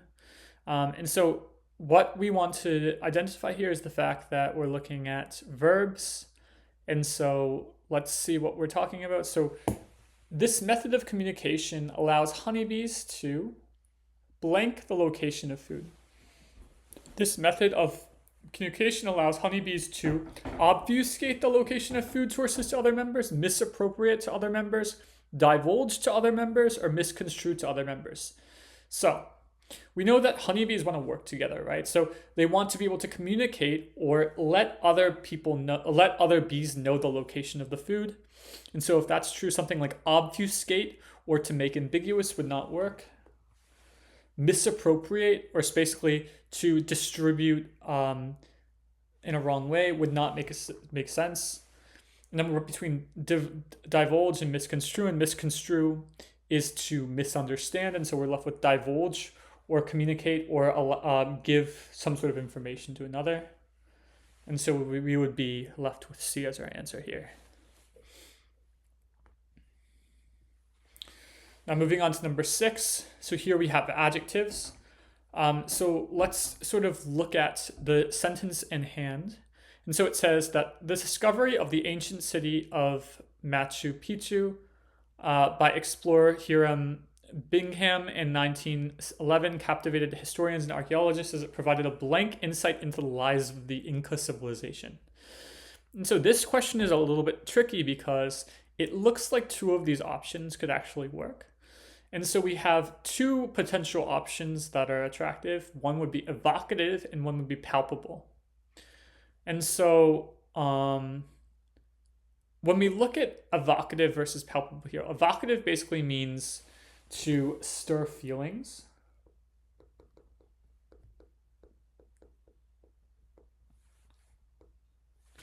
And so the reason why this is wrong in this context is there's not any feelings inherent in the word using insight. Insight is talking about sort of like actual factual information that we're talking about.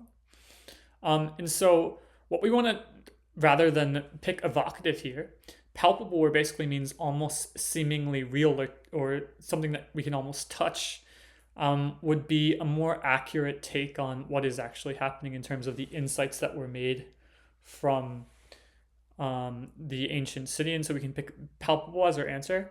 Cursory or brief wouldn't make sense here because there's no evidence that it was brief or short. And then fleeting or short-lived also would not make sense. And so we're left with D as our answer.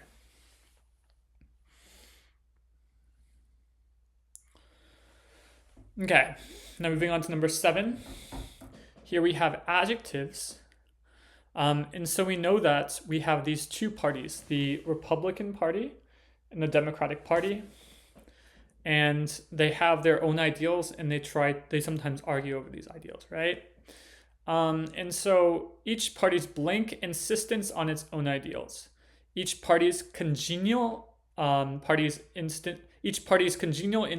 insistence on its own ideals would basically be implying that each party has some sort of pleasurable insistence, because congenial generally means something along the lines of pleasure. And so that wouldn't make sense here. It would be awkward. If we look at dogmatic, pliable, and ambivalent, pliable or flexible, flexible insistence would be like an oxymoron, which wouldn't make sense here, and so we could eliminate C. Ambivalent or sort of mixed feelings wouldn't make sense because ambivalent insistence doesn't make sense either. And so we're left with dogmatic, or in this case, sort of arrogant insistence. And so dogmatic would make the most sense here. And we can pick B as our answer.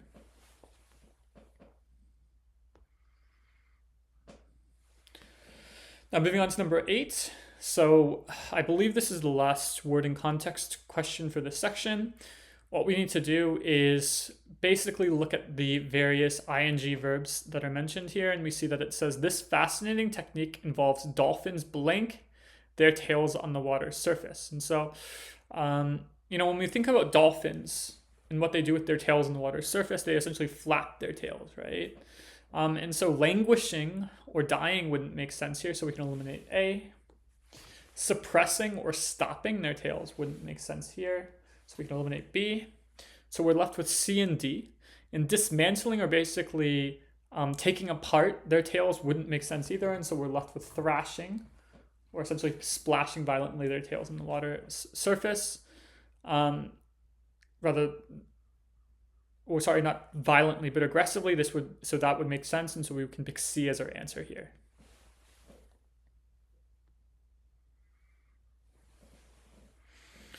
Now moving on to number 9. So according to the text, what is true about the Oblonskys? And so here what we're doing is we're looking at an according to the text central idea and details question. And so what we want to do is we want to read the text first and identify what part is actually true about the Oblonskys. And so what is actually happening in this passage? Well, they have the husband that was basically having an affair. And then, so what happened with the husband is that as a result of the affair, everybody was conscious of it, and the wife felt like she could not go on living with the husband anymore. And so when we look at the options here, what is true about the Oblonskys? A, the Oblonskys are a close-knit family with strong bonds despite internal struggles. Is there any evidence that they have strong bonds here? No, and so we can eliminate A.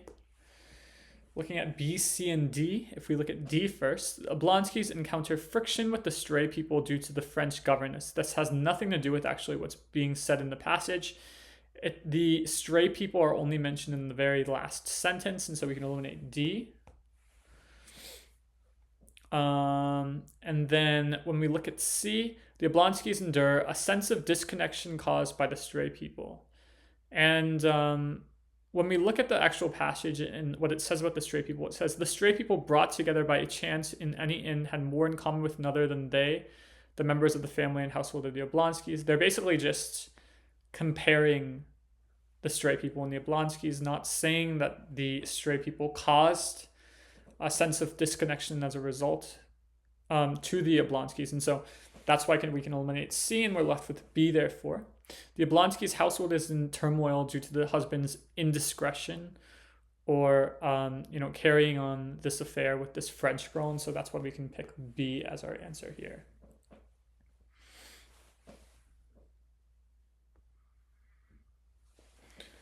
Now moving on to number 10, so we have a directly support the research claim kind of question, and so what we want to do is first identify what is the claim of the passage, and the claim of the passage is the development of new antibiotics is critical to combat resistance, antibiotic resistance. So we know that our answer has to have something about the development of new antibiotics.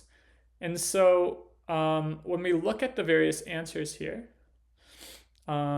B, first of all, has no mention of the development of new antibiotics. And A is saying that the discovery of penicillin was a serendipitous event, which has no relevance to basically saying that these new antibiotics combat antibiotic resistance, and so we can eliminate A. And then we're left with C versus D. And so when we look at C versus D, C reads, the development of new antibiotics with novel mechanisms of action can help target resistant bacteria, which is this combating antibiotic resistance, and help to preserve the effectiveness of existing biotics. So C is directly addressing and supporting the claim that we made before, so we can pick C as our answer. Why is D wrong? Antibiotic stewardship programs, which promote the appropriate use of antibiotics, are important for minimizing the emergence and spread of antibiotic resistance bacteria. This is not about the development of new antibiotics. And so we can eliminate D, leaving us with C as the answer. So now moving on to 11. So 11 is a quotation claim question. And so with quotation claim questions, what we want to first do is highlight what is the claim that's even being mentioned. And so when we look at the claim, it says, Kipling urges the reader, whom he addresses directly, to remain resilient even when seemingly losing all hope. Okay, and so when we look at the various options here, what does A actually mean?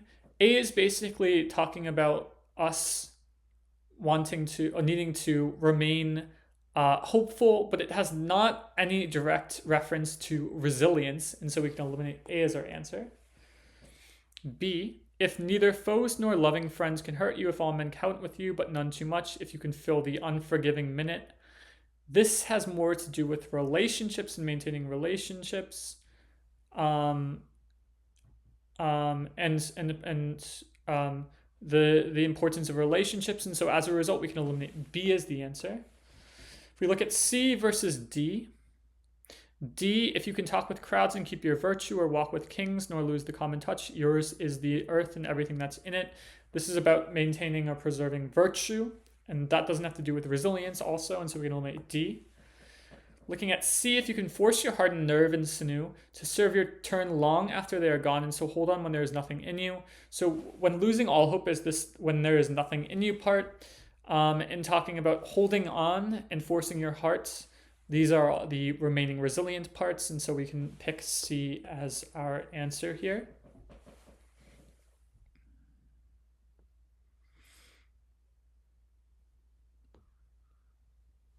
Now moving on to number 12.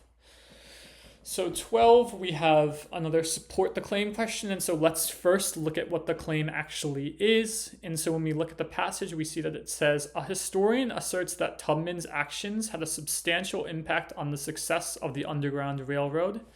And so her actions had a substantial impact on the success of the railroad. And so when we look at the answers, it has to be about Tubman's actions and how they helped the Underground Railroad. And so when we look at B, first of all, B has nothing to do with the Underground Railroad.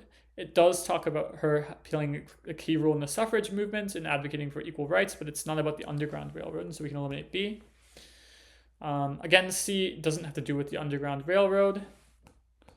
The same holds true for D. And so A talks about specifically what did she do in these underground railroads to help ensure the Underground Railroad's success. And so we can pick A as the answer then.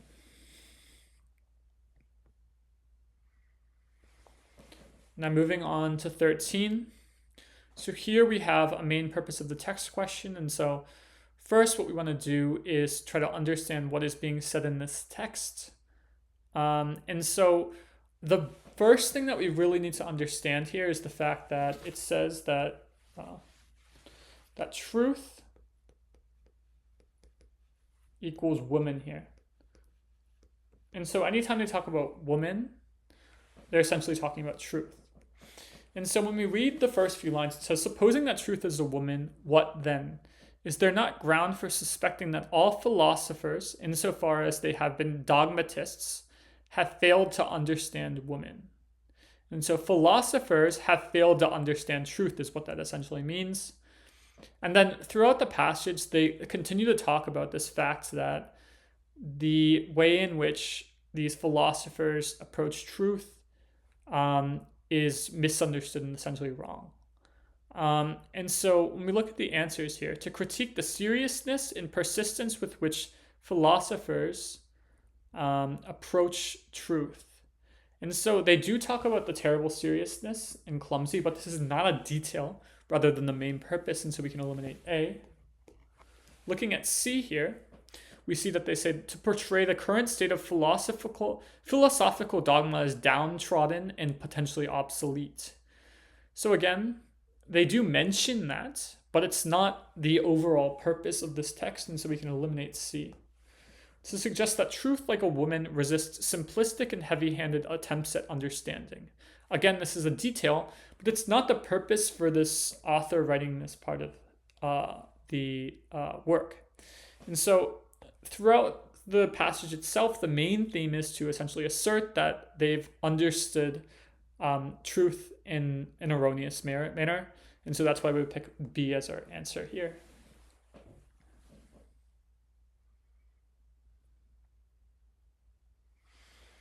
Okay, so now moving on to number 14. Here we have a logically complete the text question. And so what we want to do is first identify whether this is an inductive reasoning or deductive reasoning sort of question. And so we can see by the wording here, thus, that we're talking about some sort of conclusion. Thus, we have a series of facts followed by a conclusion, making this inductive reasoning. And so if this is inductive reasoning, what we want to do is first look at the facts within the passage itself and form a conclusion based on those facts.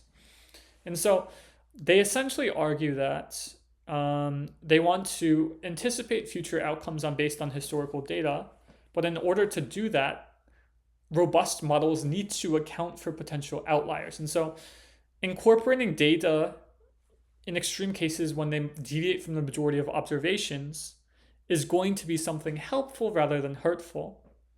And so when we look at the options, B would not make sense because it's negative. And then A, align the predictive models with the theoretical distributions postulated in statistical textbooks. In logic questions, we should never introduce new information in the answers, and statistical textbooks is essentially new information, which allows us to eliminate A as an answer. Looking at C versus D, C reads, simplify the modeling process for novice data scientists unfamiliar with machine learning algorithms. And so they never talk about novice data scientists and how they could be potentially unfamiliar with machine learning algorithms. And so we can eliminate C because of new information again. And we're left with D. Incorporating these outliers enhances the model's capacity to generalize and make accurate predictions. And so this agrees with what's being said in the passage, and we can pick it as an answer, therefore. Moving on to number 15, we have another logically complete the text question. And so what's going on here is we have this Greek philosopher, Epicurus. And so Epicurus is essentially saying that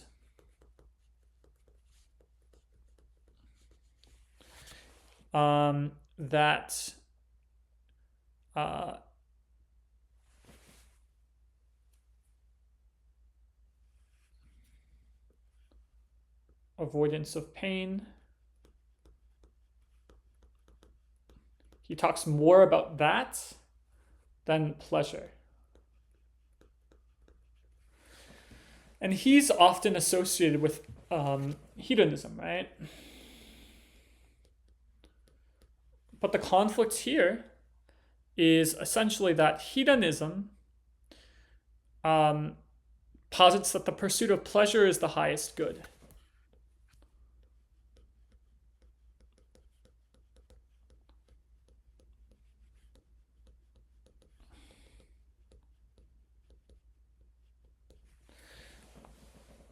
So if that's the case, we essentially have this issue where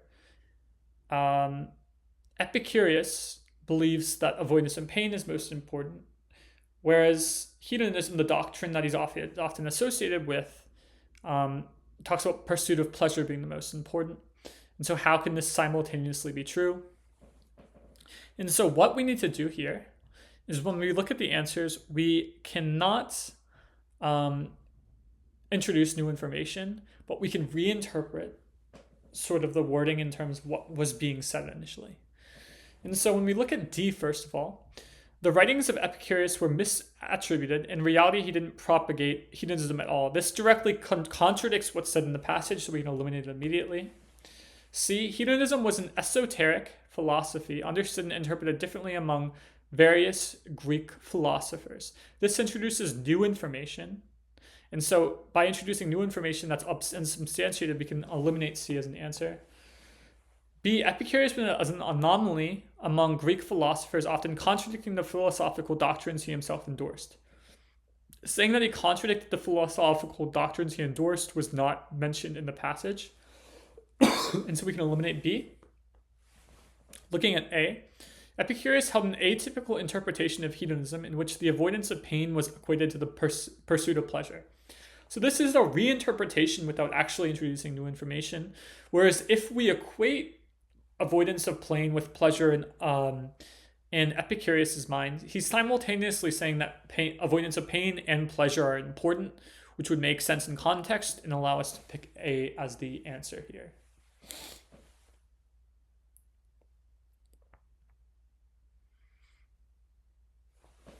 Now moving on to number 16.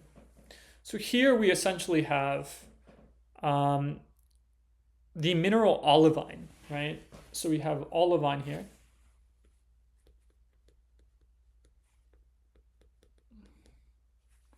And then we have, in this case, a synthetic sort of counterpart that's supposed to do the same sort of thing.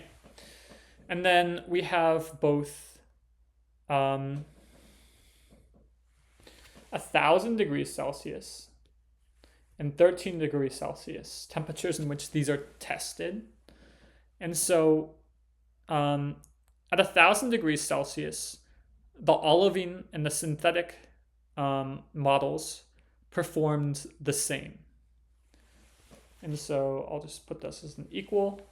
Whereas at 13 degrees Celsius, the model with olivine exhibited markedly reduced viscosity. So in this case, olivine, the viscosity went down, whereas the synthetic counterpart didn't go down as much, right? And so if that's the case, when we look at the answers, we want to pick something that essentially says that at higher temperatures, olivine, the real olivine, exhibits reduced viscosity compared to the fake olivine, right? And so when we look at the answers, that would match D in saying olivine is crucial for the reduction of the viscosity at high temperatures, which is something the synthetic model can't do as well. If we look at the other answers, A, the transition zone in Earth's mantle predominantly contains olivine. There's no evidence to find to substantiate the conclusion that's mentioned in A, and so we can eliminate A. The viscosity of Earth's mantle increases beyond the transition zone. Again, this has nothing to do with what we are actually saying when in comparing these two temperatures. And then C, the synthetic analog of olivine exhibits properties identical to those of natural olivine at 1,000 degrees Celsius. Yes, that's potentially true, but we're focused on the 13 degrees Celsius situation, and so C is not relevant to the conclusion that we need, and we're left with D as our answer.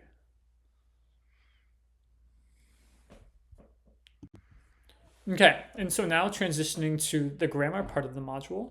With this first question, we see that we need to identify what kind of punctuation needs to go around the word including. And so whenever we have some sort of statement and we give examples using including, we always need to make sure that we have a comma before including. And so as a result, when we look at the answers, A would make sense. B would essentially be a situation in which we don't separate fields with the other elements here. And so it would be awkward and not make sense. And so we can eliminate B. C, we can only use a colon if the word before this colon was a noun rather than a ing verb. And so we can eliminate C. And D would be just improper omittance of a comma, and so as a result we can eliminate D here, leaving us with A as the answer. Now moving on to number 18. So here, whenever we start a sentence with a preposition like among, what that means is as when we look at the subject of the sentence, we need to look at not what happens before the verb, but rather what happens after the verb. And so the subject of the sentence would actually be the creation of the Julian calendar, which is a singular subject. And we know that because we're dealing with ancient Rome, we're talking about past tense, allowing us to pick A as the answer. C is present tense, and so we can eliminate C. And B, were, and are both past tense, and so we can eliminate, are both plural, and so we can eliminate B and D as well, leaving us with A as the answer.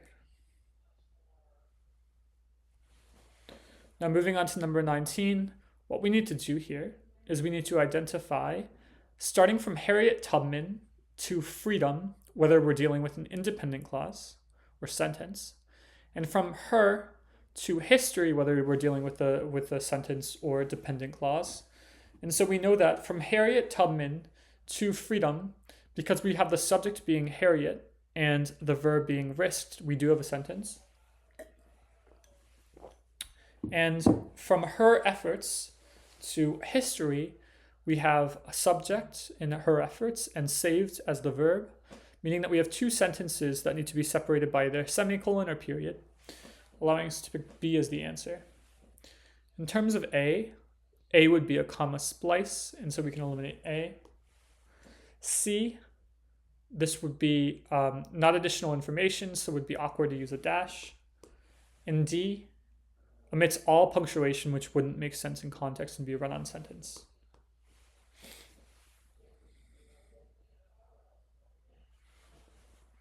Okay, so with 20, our immediate indication of what the answer is should be found in looking at the fact that we have a dash here. And so if you have a dash in the middle of a sentence, what that normally means is we need to have another dash, right? And so what we have here is this mathematician.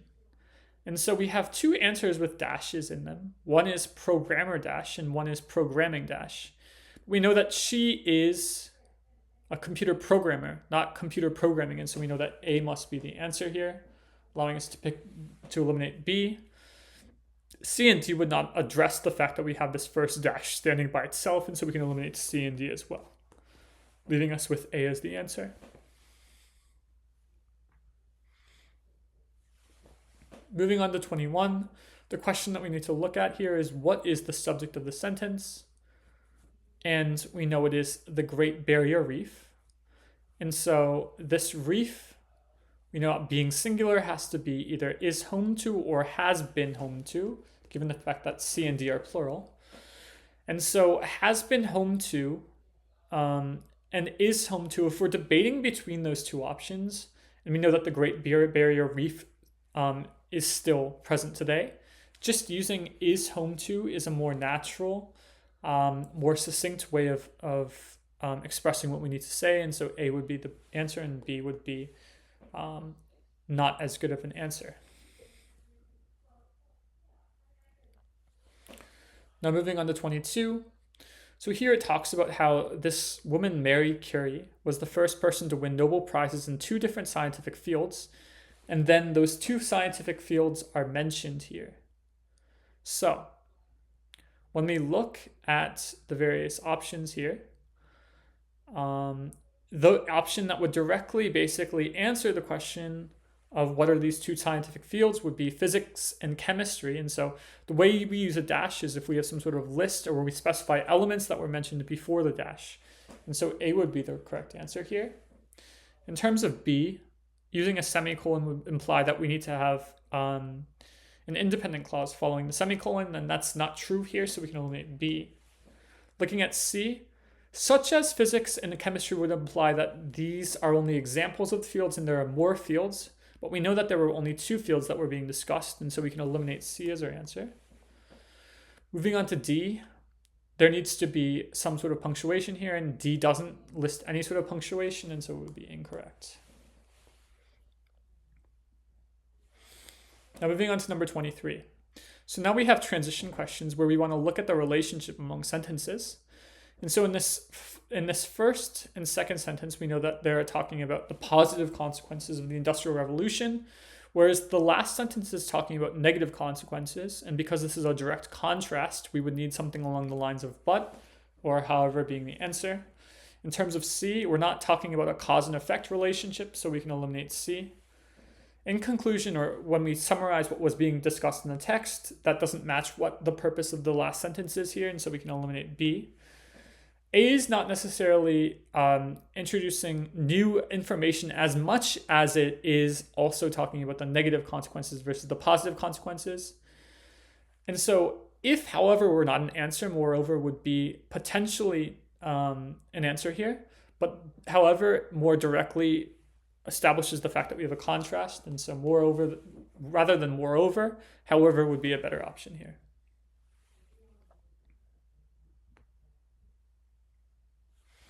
Okay, so with 24, what we are doing here is we're looking at the human brain and the fact that it consists of billions of neurons that communicate through electrical and chemical signals. And so as a result of these neurons that communicate through electrical and chemical signals, we have these new insights into the brain's structure and function. And so when we look at the various answers here, despite this would signal some sort of contrast, and conversely would be the same, so we can eliminate C and A. And D would also be true, right? So in comparison is when we compare A and B. And so we're left with as such, or when we sort of give the consequence of something that was previously being said, and so as such would be our best answer here.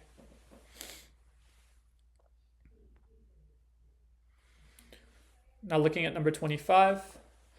So we have this Sistine Chapel, and they talk about the ceiling depicting scenes from the book of Genesis. And then on the wall, there's also this Last Judgment portrayal. And so these 2 things, while both have to do with the Sistine Chapel, are not directly related. So when we look at the answers here, it's not a cause and effect relationship, so we can eliminate D as a result. Contrarily, we're not talking about opposites, so we can eliminate C, on contrarily or on the contrary. Subsequently, we're not dealing with time and the fact that something was done after another, and so we can eliminate A, and we're left with B in addition as our answer here. Moving on to 26. So here it says the student wants to discuss the consequences of plate tectonics. And so without even looking at the bullets, let's see which ones talk about the consequences. And so we can see that A, plate tectonics is a theory that explains the movement of the Earth's lithosphere. And so A, rather than dealing with the consequences, is talking about essentially what is plate tectonics. And so we can eliminate A. Looking at C, plate boundaries in the theory of plate tectonics can be classified into 3 types. This is talking about the types of plate boundaries rather than the consequences of plate tectonics, and so we can eliminate C. Looking at D, convection currents in the Earth's mantle drive the movement of tectonic plates, leading to the formation of geological features and the occurrence of natural disasters like earthquakes and volcanic eruptions. Let's keep that as a potential answer here. Let's look at B. The movement of tectonic plates causes various geological events such as earthquakes, volcanic eruptions, and the formation of mountains as a result of interactions at divergent, convergent, and transform boundaries. So we look at B versus D. B is far more specific as to what are the actual potential consequences in terms of also examples. And so more so than D, B would be a better direct answer to the student's objective. Now finishing off with 27, says the student wants to convey the peculiar circumstances and the mystery surrounding the incident. And so the key word that we want to look at here is the fact that it says peculiar circumstances and the mystery. So when we look at A does not specify what the actual mysterious circumstances were, and so we can eliminate A. Looking at B, C, and D, D looks tempting as an answer, given the fact that it says the hikers tore their tent from the inside, but that's only talking about one circumstance rather than multiple circumstances, and so we can eliminate D. In terms of B versus C, again, C doesn't specify how it was mysterious, and so we can eliminate C. B talks about what is the actual mystery, what are the peculiar circumstances, the fact that they had inexplicable injuries and fled their tent without proper clothing or shoes, and so as a result, B would be our best answer here.